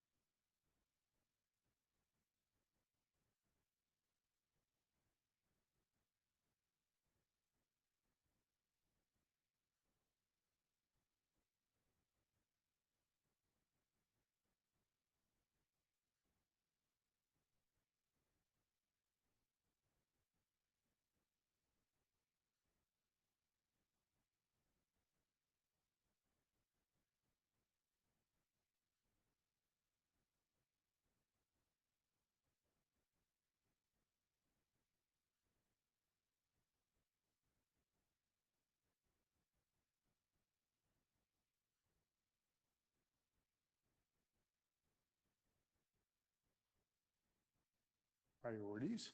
And then we will have a conversation about any clarifications that you need in order to put your dots on your top 3 priorities. So, and Michelle will be handing those out a little bit later. Okay, so Michelle and I thoroughly enjoyed having conversations with each of you individually, and we learned a lot about the city of Cotati, but also what's important to you related to Cotati and its present and its future. And in reviewing our notes from the individual conversations we all had, that we had with you individually, there were about, I think there's 14 or so kind of thematic priorities that evolved. One related to, in no particular order, one was economic development, and that pertained to supporting businesses, to growing the tax base, to helping in the context of supporting businesses, helping your small businesses be more successful, being attractive to new businesses and startups, and just having Cotati be just more economically vibrant. You also talked about park improvements and how to invest in your parks, how to potentially add another park, how to maintain your parks and just support your parks because they're such an important part of your community life. You talked about the infrastructure, very, I think, very proud of the pavement condition index that you are supporting with your streets. Talked about walkable communities, talked about your water infrastructure and sidewalks and just a range of infrastructure. But infrastructure was important to several of you. Without question, you reflected how important housing is to your community as validated through community survey. To you individually, housing is important, and you were proud of the progress that you've made and identified the need for more housing to occur. You talked about welcoming and inclusive community that Cotati is through Juneteenth and the Pride flag, raising the Pride flag. Those were very important to several of you, and that advancing equity and a welcoming and inclusive environment in Cotati is just very, very important. I think all of you talked about fiscal responsibility and how proud you are of the work that's being done, but recognizing that it's a never-ending effort and that there's always a need to be fiscally responsible, and then also seek ways to grow revenue through grants and other avenues, including business development. You talked about staff retention and how much, I think every one of you, how much you appreciate the city staff, and how for a small town or small city like Cotati, how important it is to do your best to contribute to retaining staff. Because of the sense of community that all of you feel with Cotati, there was a lot of conversation that you shared with Michelle and I about a very wide array of community building, community engagement related topics, and just how supportive you are of continuing to build a sense of community and the connection between people. Kind of tied in with infrastructure, but separate. You spoke several times about mobility and connecting places for bicyclists, for transit, for walking, and that it was a very important piece of the fabric of Cotati that you want to continue to support. Providing more access to library services was important to 2 or 3 of you, as I recall. And also kind of in that same vein, supporting senior services and other, I'll say, human infrastructure that's beneficial for aging in place. Likewise with youth programs, and that ties with parks a little bit, but you were very interested in supporting the youth of Cotati. Regional collaboration was something that was very important to several of you, and to continue to make progress in benefiting from coordinating with in a regional context. And then we also kind of lumped together a number of things in City Council Toolbox. There were comments about clarifying the agenda setting process. There were comments about, is there a way to kind of keep a list of potential upcoming agenda items for the council so we can anticipate when they might be on the agenda. There was comments about sunshine ordinances, and is there a possibility of publishing agendas much further in advance than what the Brown Act requires, and topics like that. What we did for a few of these is we put together up here for your benefit, Council. It's imperfect, but we put together just what we call a vision board. And when we ask you to begin thinking about where you want to place your dots on your top 3 priorities, take some time on these. But this one relates to the council toolbox. It talks about your 2023 adopted City Council Rules of Conduct and what it says about agenda setting. And I'm gonna touch base on that in a second. It talks a little bit about the sunshine ordinance. I remember at least 1 or 2 council members talked about just constantly being refreshed about the Rosenberg Rules of Orders in terms of training. It would be helpful. This is about master calendars, of having a master calendar for all kinds of city events that go on and community events, so that there's a place for everyone to go. And then also this talks about kind of the future agenda item lists. So if you want to, it's just a collection of ideas, but there was so much richness that was shared, we at least wanted to capture it for you all. This kind of brings together topics about small town character, neighborhoods, new housing. There was topics here about affordable housing and some of the great work that you've done, and desire to continue to innovate and in facilitating housing development. The notion to get the word out about what Cotati's doing with housing and facilitating housing, because you've got so many opportunities out there that there was an expression that things don't seem to be being built as fast as you would like. So helping to get the word out.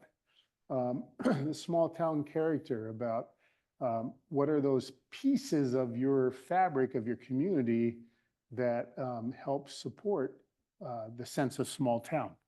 And that's everything from the objective design standards that I think the council recently adopted, to the walkable streets, small footprint development, just the accessible staff and leaders, community events, celebration, local businesses, all the like, just the ingredients that you all shared.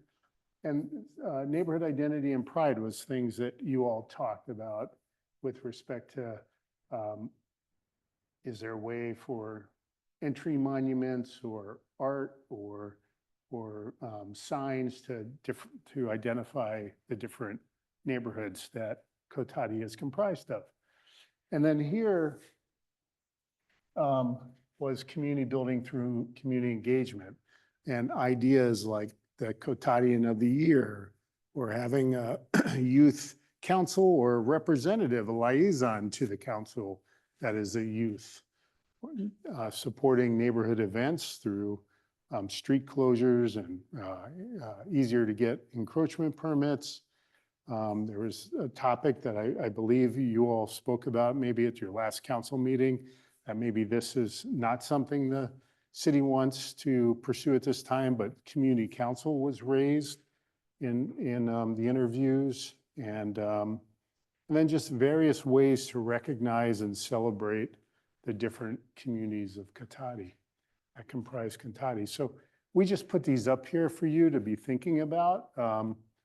There's no right or wrong, but we tried to extract what you shared with us and put it on paper just to help you with your priority setting. Michelle, did I miss anything with that description? Okay. What I also wanted to share with you all, so I think, and Damien or any of you can correct me if I'm wrong, because I'm not the expert here with how you do your business. But you have a 2023 adopted rules of conduct that set forth an agenda setting process, which you can obviously read for yourself, that the mayor and the city manager consult with one another and to set the agenda. Individual council members can request to have items placed on there. And there's a whole thoughtful process, and it also ties to the strategic plan. You also had or have in 2022, the council through minute action identified a process. And this process was for you as council members to discuss future items with the city manager. And you can read the steps yourself. I think there's, and Damien, correct me if I'm wrong, but there, in some of the interviews that we had, and Michelle, you can weigh in too, it seemed like there was some confusion between those two policy sets, like the legacy from 22 versus the adopted of 23. There might be some confusion that was expressed. And so this is a part, this isn't to be solved tonight, but this is a part of that council toolbox of something to put energy into in the future, if you so desire, because that seemed to be an expressed potential area of confusion by some of the folks that we spoke with. Is that fair?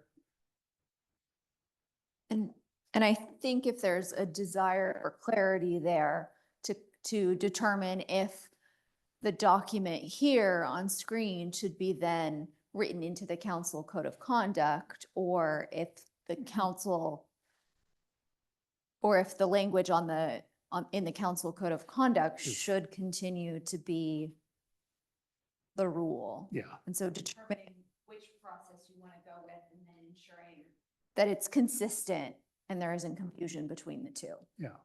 And again, you don't have to decide that tonight, but it's one of the details that was within that council toolbox priority that we wanted to make sure we called out so that there wasn't any confusion there. So what we'd like for you to do is just to, first of all, do you have any questions about the priorities? Okay, Vice Mayor. Yes, my question is, if we only get 3 dots, there's so many more items on here that I'm interested in. Could we maybe somehow remove some things that are already being addressed, like regional collaboration? We just entered into, I don't know if that's already been addressed through a memorandum of understanding we just entered into? Or is that something different? Something different? Is that more in addition to our Roanoke Park Sonoma State agreement? That's really up to the council. You think that's something we already kind of do? The regional Well, collaboration? Yeah, I would say many of these are things we already do, and I'm understanding the DOT process to just be about what are the sort of top 3 for sort of increased attention this year. Okay. Compared, like, we do a ton of regional collaboration, right? Mhm. The staff are on regional Right. boards, we're all on regional boards. Okay. But if you thought we really needed to beef up our regional collaboration this year, you'd put your DOT there. Okay. Only because I had more than 3, so it's going to be difficult. Okay, thank you. Well, there might be a under the table market on dots. Just kidding, just kidding. Like Bitcoin or something. And regional collaboration would be more than just with Sonoma State, for example. It could be with the county, it could be with the other cities within the county, other jurisdictions. So there could be more to it. We completely understand that, number one, you are working towards a lot of these priorities, but it helps staff focus before they come back as part of this budget cycle where they want to put their energy for specific projects. Yeah, and once we go through the DOT exercise, we're going to talk about it so that we capture and staff captures everything that's on your mind about the priorities. And I think it's a starting point. It's not the end all be all, but it's a starting point, and we'll have a conversation after you put the dots on. Yeah. Yes, Mayor? I had a question about this middle vision board. The title, unlike the other 2, the title doesn't match one of the items on the list, and I'm curious, was that supposed to be the housing and development? Yeah. Vision it's board? supposed to be Okay. Like housing development / neighborhoods, yeah. Okay, Yes, that's okay, a thanks. very good point. Thank you. Any questions? And if you need a few minutes to get up and look at them, Oh, yeah, totally. Yeah, take your time. It's on your time, not our time. Yeah, absolutely. Just with the big rocks, small rocks analogy, do we get smaller little dots later or just 3 big dots? I think that's a good idea. We didn't think that far ahead. Okay. That's a good idea. That would be kind of cool. Is to have 3 big dots and 3 little dots. you're always trying to change it out. I know. One other quick question. You don't have these on slides that you can put up there, do you? I'm just, the vision board, I'm just wondering for people. Yeah, we do not. Okay. You went through them all, so I think we're okay, but I'm just, Yeah. I'm happy to take pictures for people if they want them. Yeah, we'd be happy to send the PDF so that they can be distributed. And like we said, if you want to take 5 minutes to Oh, yeah. review them before we discuss and before we vote, you most definitely can do that.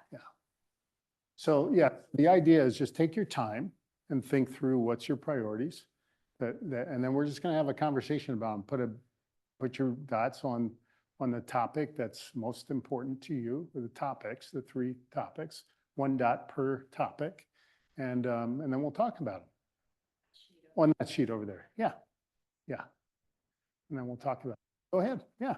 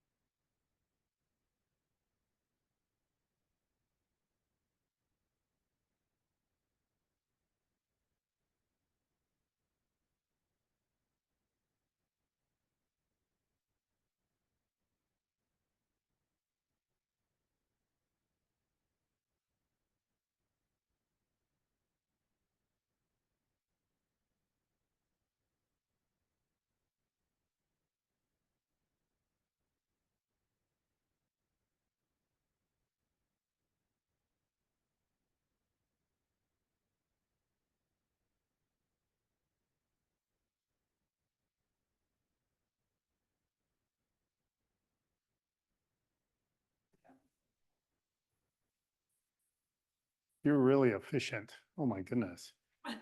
This is great. So housing, development, neighborhoods, item D, got the most dots, all four of you. So let's share briefly so that Michelle can grab notes. Share what's on your mind about that topic and what's important. And then also so that the city team can hear you and the public can hear you. So what's important to you about the housing and development idea?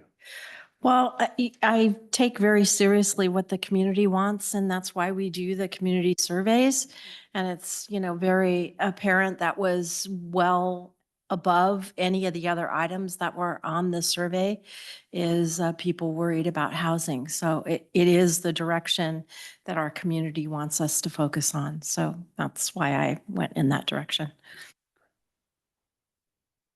I was going to mention the Generation Housing recent report that documents that more of our people who work here are not able to live here anymore. And that's a big problem. That's been a strength of our community historically, is we have a lot of people who live and work in Cotati, and that's less and less true. It's just a second one. Councilmember Harvey said top priority in the survey. I just witnessed what an existential problem it is for people here. They just can't afford to live here. They're moving out of the area. I work with young people. It's impossible for them to afford rent as they're getting their lives started. So yeah, it's a kind of existential crisis for our community. Yeah, same with what everyone else said. And, what can we do to help developers come in and build housing? We've had a lot of projects and they're just not getting built. So what else can we do? I know that we recently received a report with different topics. So I don't know what's feasible for us, what's doable, what else can we add to that toolbox for housing developers? It's interesting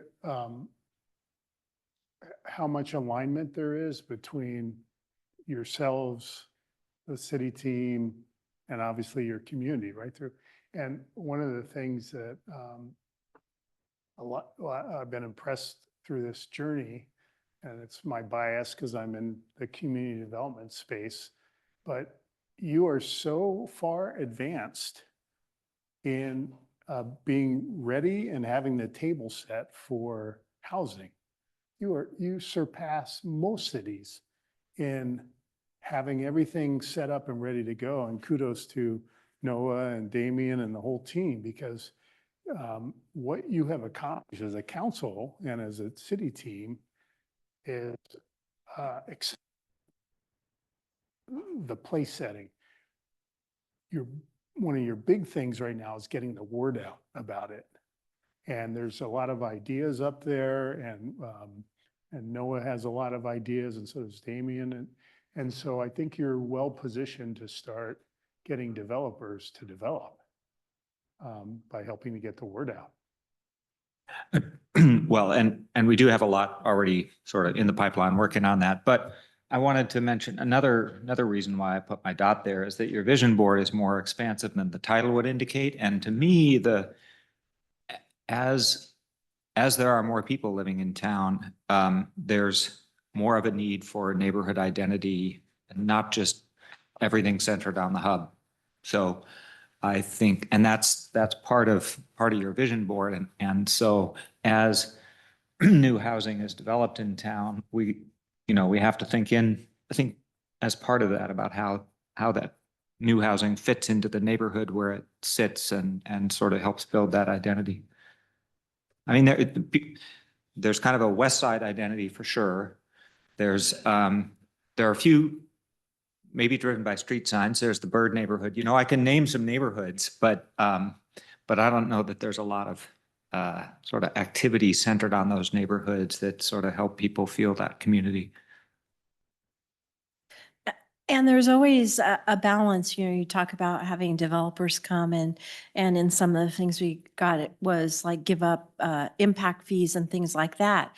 But as you saw in the economic forecast, you know, there's only so much we can do there, and we have to balance our infrastructure that we have and our infrastructure that we need and make sure that that's there for when building happens. So giving up, you know, all those fees could all make that situation worse if we can't keep the infrastructure up for any building. So that's always a balance.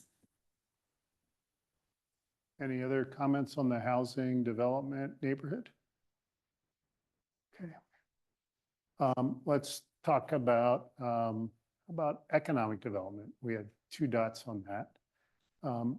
For those who put the dots on, or even if you didn't, what are your thoughts about economic development that you'd like to share? Well, we have like a Chamber of Commerce, and we have a lot of restaurants and businesses, but sometimes I see some of them close, you know, or go away or change, and we have a lot of great restaurants. So what can we do to support them, to support the chamber, to just grow that work, and, you know, through regional collaboration with other economic development kind of support, to support our businesses so that they can thrive, you know, like that vision and mission. Yeah, I also put a dot there.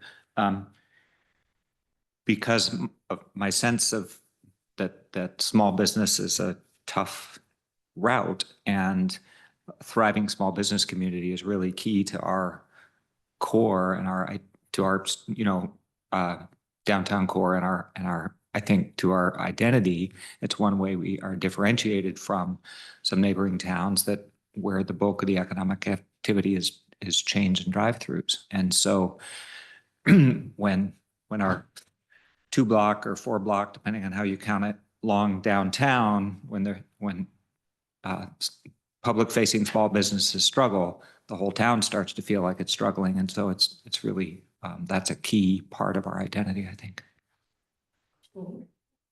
To add on to that, it's always been very important to the folks of Cotati that we do have the small businesses, and we have an ordinance for chain development on that, because that's really important to the community to not have big chains, but actually small homegrown businesses. So I think we do need to support that effort, and it has every time we have tried to tweak that ordinance, because we bumped into the kind of thresholds a couple of times, people come out, they're very passionate about wanting to make sure that it stays that way.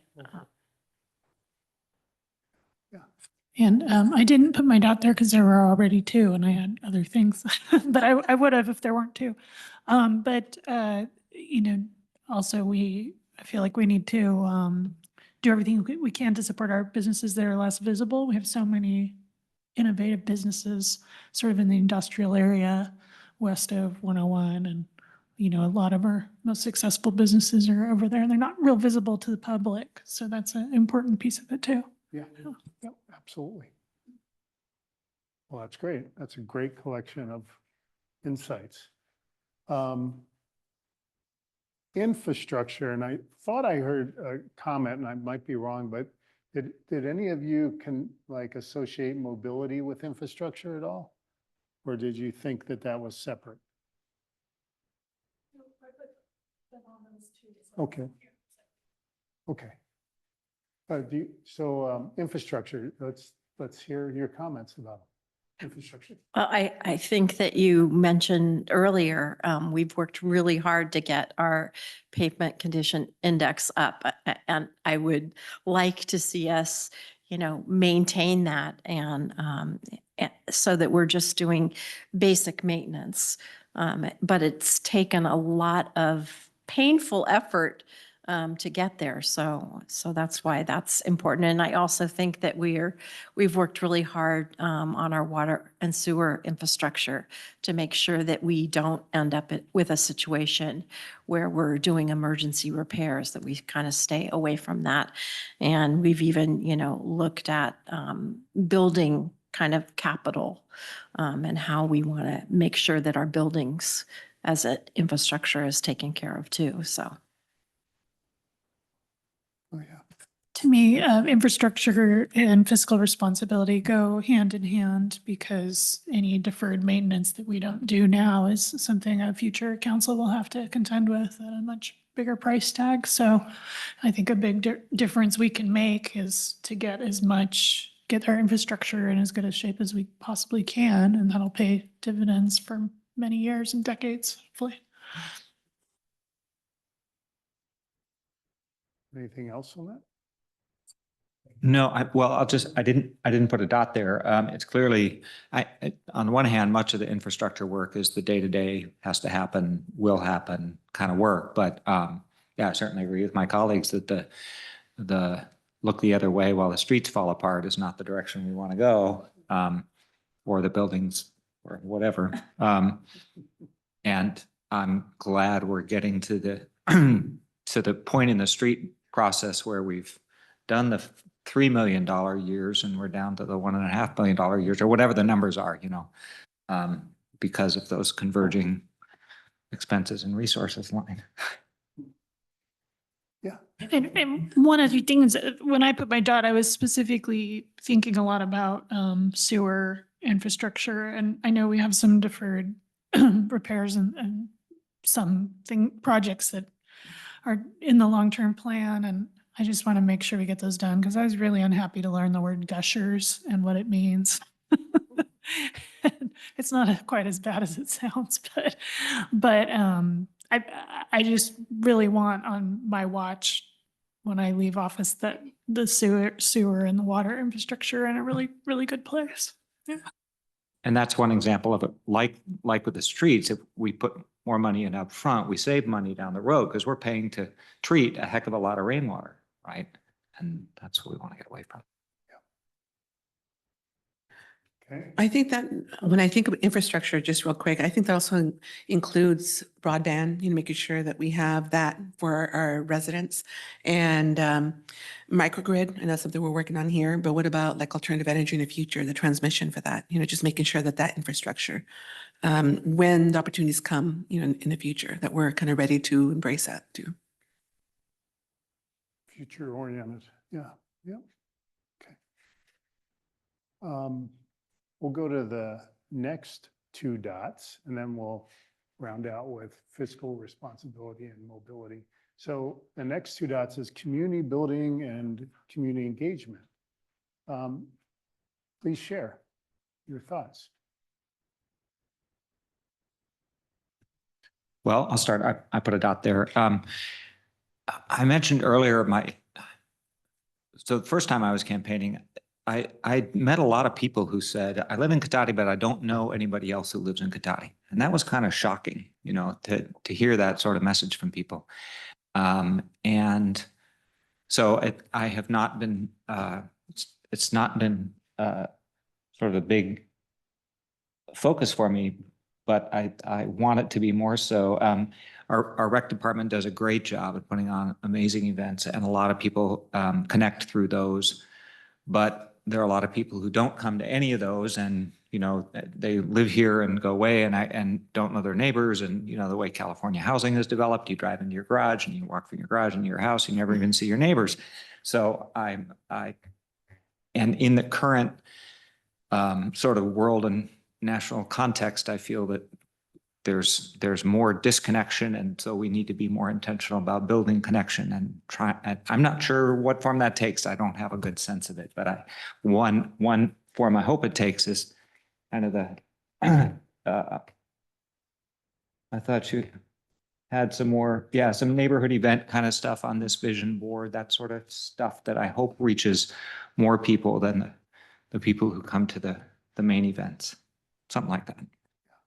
Yeah, that was my first dot that I placed up there because to me, community engagement and community building is everything. Touching people, recognizing people, and I think a lot of the different things really fit into that bucket too, the community building and engagement. So I think that's, also as I've gone around and talked to different business owners and and they want to get involved. They just haven't heard about the police. The new committee that we're building or we're doing this or this is happening. And I think they're busy with their lives that they're not hearing everything and they do want to get involved and they want to learn more. So anything we can do to push out information and really bring the people in so that they can learn more about what's going on here and how they can become involved. Well, and that, along those lines too, oftentimes, folks will make complaints about speeding on their street or, things like that. And yet, when we've been to the beat meetings, there's very few individuals there. So it's just like getting that information and word out there. Did you know that there are beat officers and they have meetings on a regular basis, as well as the coffee with a cop type events, so that they're available for you to reach out to and talk to. But we somehow need to do a little bit more, kind of getting that word out. I really liked the vision board entry about a neighborhood toolkit for neighborhood events. Because we heard somebody came to a council meeting a couple months ago and said, please hire me to pick up garbage. Do you remember that comment? Like, there are people who want to volunteer to, or I guess they wanted to be paid. But anyway, there's people who want to go pick up, do a cleanup event. People like to do like neighborhood yard sales and things like that, and neighborhood barbecues, but everyone's just so busy. It's such a lift for somebody to organize an event like that. And so I think having like a toolkit, here's a checklist, here's how to do it. Something simple like that. I mean, that's somewhere maybe we could make a lot of progress without too much expense. I mean, to Ben's point about community in different areas, it used to be many decades ago that people would have like block parties, and it would be very common for a street to kind of shut down the street and you'd get together. But I think people are just so busy, like your example of they drive in their garage and close the garage door. But we need to kind of, if there was a toolkit that kind of said, here's how you could organize a little block party for your group. And yes, we would like to see those. I think that would be helpful to give people out of their homes and, kind of get to know their neighbors. I think there's even been a little bit of generational, like, people have kind of forgotten how to do that, People have been so busy and so stretched for so long, kind of forgotten how to organize community events. And the pandemic made it all go away. So one other thing about this, a reason it's important to me is because this community engagement work is how leadership development starts. It's the only way the primary way new people are going to get involved with the city. And that, like, creating an event for volunteers to work is often more work to put on the event than the benefit you get out of the volunteer effort. So I get why we don't do it very much, because it's easier to send Public Works out to clean up something than to organize an event for volunteers to do it. But there's a long-term payoff in getting volunteers involved and things like that. So as to Jenny Blaker's comment at the beginning and our conversation in the last meeting, I think it's worth putting some effort in thinking, what are the low barrier ways for people who want to do something for their community? And it's not joining the Planning Commission. Right? So that can't be the starting place. Got to have a lower barrier way in. Thank you. We heard some thoughts about the connection between infrastructure and fiscal responsibility. Any other thoughts you want to share about fiscal responsibility? I think it's our responsibility as a council to make sure that we have a balanced budget. And so I always get laughed at, but I usually carry my little budget around with me because I think it's important that we are fiscally responsible. The citizens are counting on us to watch that and make sure that we have a balanced budget. So that's why I put my dot there. I was not watching who put which dots, but so far I've guessed correctly. And mobility and connectivity, your thoughts on that? I put that dot up because I'm thinking specifically about all this development that's planned, new housing that's planned on along 116.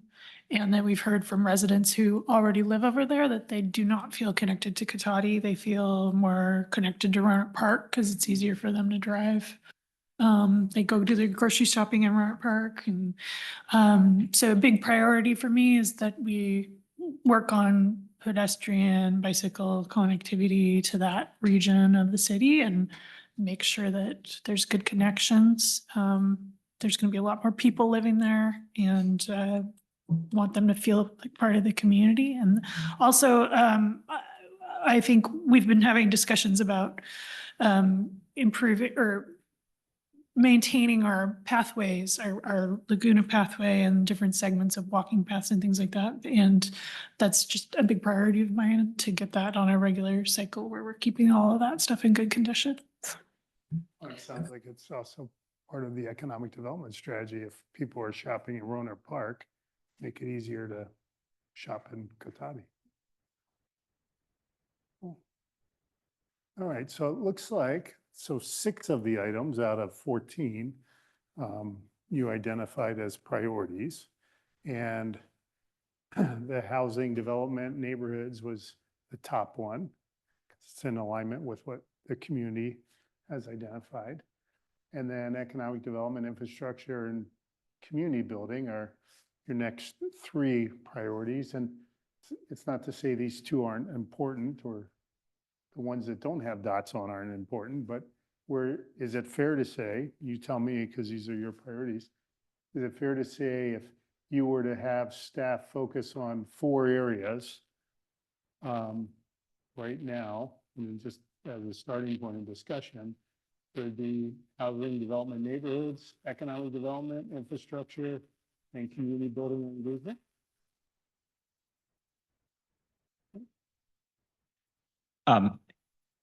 Yes, although the fiscal responsibility piece to me is sort of, that's what happens, right? We're not Still gonna. gonna watch the I budget. know, exactly, right? We're not gonna, spend $1 million down out of reserves to accomplish those others. And I feel like there's current work happening, like for the mobility connectivity. Who's that? Can we take a point of privilege? Can we take a pause while we were? Yeah. I think you're having trouble with that wireless. Kevin, do you have a handheld?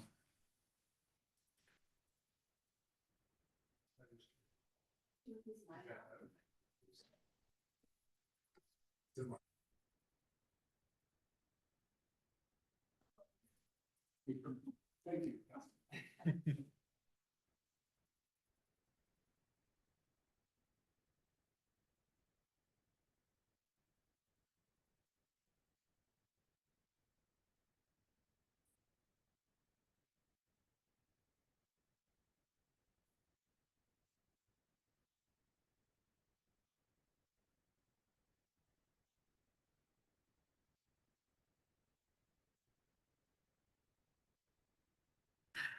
No, I was saying that the mobility connectivity is currently also being worked on through the ATP, which is an active transportation plan. So some of these things are, already actively being worked on. So the extra focus would be on additional worker.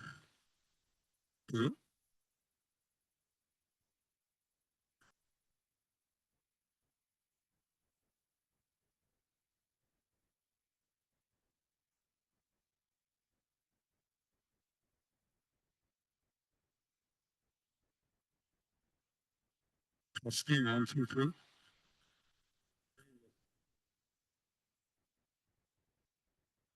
How about mine? Yeah, that's not making it mine. Huh.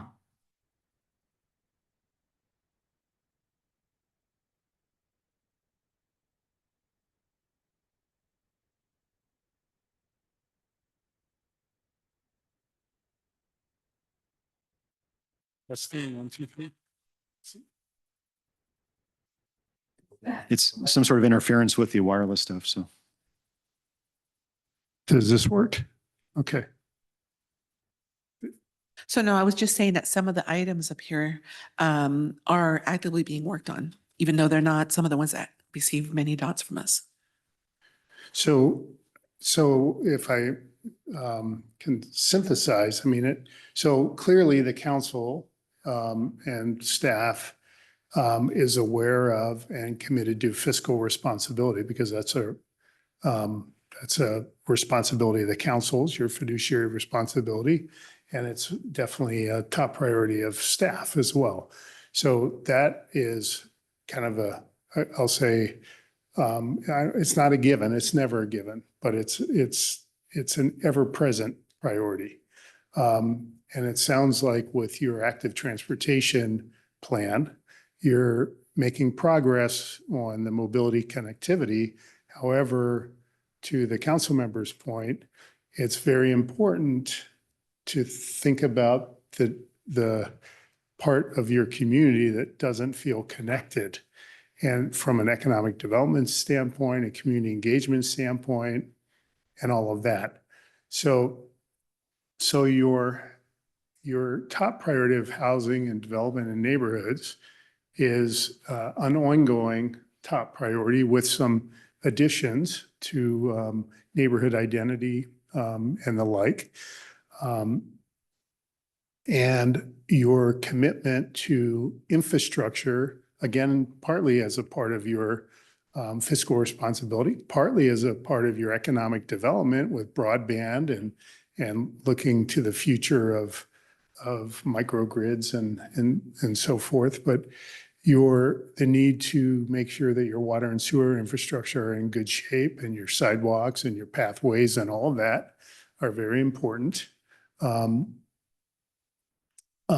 Your economic development efforts to support your existing small businesses, to help populate your empty storefronts with small business that's local, or local business, I should say, to those hidden businesses and industrial areas, to daylight and celebrate them, and to attract other businesses and support restaurants as well. I think that was discussed by you.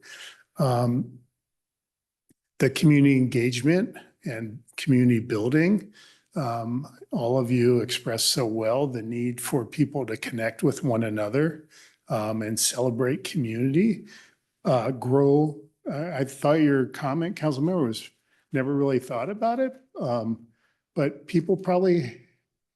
there probably is a gap in generations about how to have block parties and bring people together. And so that idea of a checklist and a neighborhood toolkit, and maybe even some trainings on how to do a block party would be a good thing for you all to do, to support community and leadership development and all those sorts of things. And I think you've captured some real strong areas for the staff to work with you on in terms of the specifics of what you want to advance in those 4 areas. Is that fair? So any comments on any of that? I'd just be curious if any department heads are like, but wait, you should have said, like, are there any up there that you're surprised didn't show up on our lists? I wouldn't say I'm surprised. It's consistent with, the prior conversations we've had across various council meetings. But it's helpful in the sense that, as was pointed out, I mean, fiscal responsibility or some of these other things are going to be given and they're going to be continuing. But as we put together programs and projects, it's helpful to know where, it's helpful to, I guess, get validation that the council wants us to emphasize, with the time that we have for projects and programs, these certain areas. They're on that chart. I think fiscal responsibility plays a key role in no matter what we do, because we're not going to give away the store, if you will, just to meet a priority. We know that has to fit within the means that we have. So it's just one of those things that we always have to keep our eye on when we're considering things. So we wouldn't say, take the whole general fund and, well, let's go build a housing development and not do anything else. We're always going to kind of keep a look at that. And what I think happens in a lot of councils is there's an extra, $1 million in the budget this year let's start a big new program with that $1 million. So it's kind of the long-term horizon that you all do such a good job of keeping us, looking off into the future to avoid spending all the current money and starting something that then we have to cut next year or spend down reserves. That's a good point, because oftentimes, cities will get a one-time fund and then they create something new with no idea for how to keep it going. And things where you get one-time funding, you never should put in place a program that's ongoing with one-time funds. That's music to city managers' ears. Any final comments or insights on the priorities? Okay. Thank you. Thank you very much on that. You've said this yourselves, so what Damien will be leading you through in the dates ahead with you, or starting in February with your budget.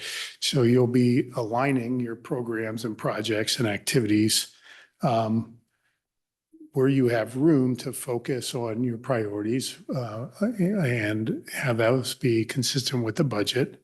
As this gets captured into a report, you can give feedback to Damien and the public about some of the specifics that you would like to be included in the budget to advance these priorities. I know you will stay on track with these, monitor the progress of each one of the priorities and the details and the specifics that you will convey through the budget process. And I can't read that last one. Other approaches. Other approaches. I don't know what that is intended to mean, except that what I will say to kind of wrap that up is that your communication, as I said earlier, with Damien and the department heads in a public forum like this, and when you have your one-on-one meetings with Damien, are so important to just keeping the conversation alive with the priorities as they're unfolding, as the projects or the programs are unfolding. Your communication with Damien and the public about how they're going and what you're seeing is missing, or what you've seen work in other places, or you're hearing from other elected leaders, or what you're experiencing in your goings on, will be all the better to make the priorities come to fruition in Cotati. There's no exact perfect criteria for adding initiatives mid-cycle to a 2-year budget, but there are some best practices. There's just not an exact one that you can take off the shelf, because it may not be right for Cotati. But there's some good examples out there of cities that have already spent a lot of time with a 2-year budget and have adjusted their ordinances or their policies for how you can like mid-budget cycle or adjust what you're spending your money on related to priorities. But clearly you can see a list here of different items when there's an emergency, when you have outside funding opportunities, there's a community safety issue that needs to be addressed. There's lots of criteria out there that would be an entry point to a conversation in a mid-2-year budget cycle for discussing how the budget could be changed for either increasing funding or decreasing funding for a priority that may come to be. But I'm sure Damien has already I have a thought question. about that. Yes. Vice Yeah, Mayor. I don't know if it's maybe to the council, like or city manager, or is there anything, as we're talking about this part of it, that would preclude, if there are other things that didn't rise to the top priorities, that might be something that could be already funded that we can add to our, to our work, that maybe it's already funded or minimal funding or something that, or are we just, like, for example, senior services, if something comes up that we are able to implement something, and it's already funded or something, is that something that we could, or are we just stuck with this, not stuck, I didn't mean to say that, or do we have to stick to these priorities we identified? So, the council, right, can direct whatever priorities they want. And if they want to change, if you want to change course because you have new information or something comes up, just as long as the majority of the council wants to direct it. But also with this identified list of sort of top priority areas, when we're actually doing the budgeting and looking at the department by department list of projects, there will be projects in all of these priorities or most of these priorities. And we can have discussions about moving things up or down the list, even if they're not among these 6 priorities. Okay, I was just checking. It's a good point. These are broad categories. There's going to be a lot of actual projects or programs within those categories that you'll see when we get into the budget process. Okay. Yeah. To your point, the way I've been thinking about it and hoping we could function is, these are our top priorities and, your budget should be an expression of your priorities. So the funding should go to the things that we value the most. But I liked your big rocks, small rocks analogy. If there are really high impact things we can do that are not expensive, like we should do all of those things as well, So I'm sure that there are possibilities. Yeah, I'm hoping. Is that kind of how you're thinking about it too? Yeah. It's just a matter of both financial and staff resources, but yeah, as long as it fits into the bigger picture. Yeah, that's what I was going to chime in with, if there's money and resources to do it. Sometimes when we get the budgets back, we see that, there's 4 people and there's 6 people's worth of work. Well, obviously that's probably not a list we can add to, but if there's 4 people and there's only 3 people's worth of work, that list we may be able to add some things to that. But other than that, it's kind of like what Ben said, if there are certain things that fall below that we are just have to have, then we can, negotiate, I guess, trading this for that in order to get it above the line so it gets done. Okay, thank you. Yeah. It may also be that as we look, say, at community building and engagement efforts, that we discover there are seniors who are not connected to their communities, and we need to put some effort into that. So like you pointed out, there are ways where these different priorities connect. Yeah, and I think that's important because all 14 of these topics are important to all of you because you express them to us. So when you're going through the budget process with Damien, this helps you bring into focus the big rocks. And as the council member said, there are going to be small rocks that within the capacities of your financial capabilities and your staffing, Damien and his team will inform you how much capacity there is.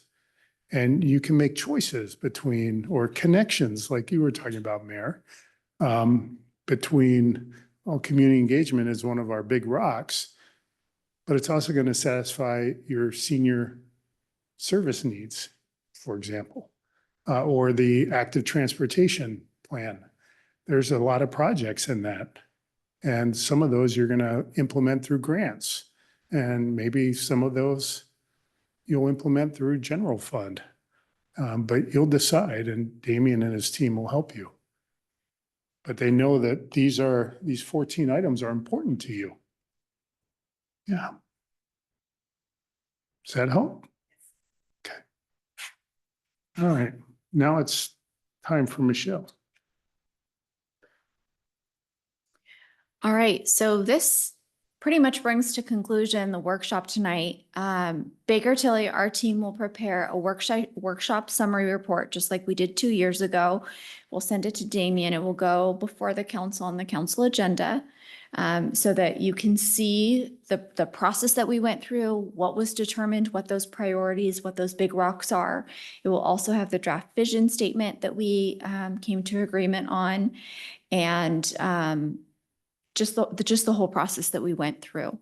I'd like to go through just with each of you, each of the four of you, one key takeaway from today, something that was really helpful, one main takeaway, and you can start with anyone who'd like. Mayor, anyone? Councilwoman Well, Harvey? I think we're closer than I think we thought we were. I mean, as you could see, you know, when we worked on the vision and all of that, and we did our dots and things, we are actually closer than some might think we weren't.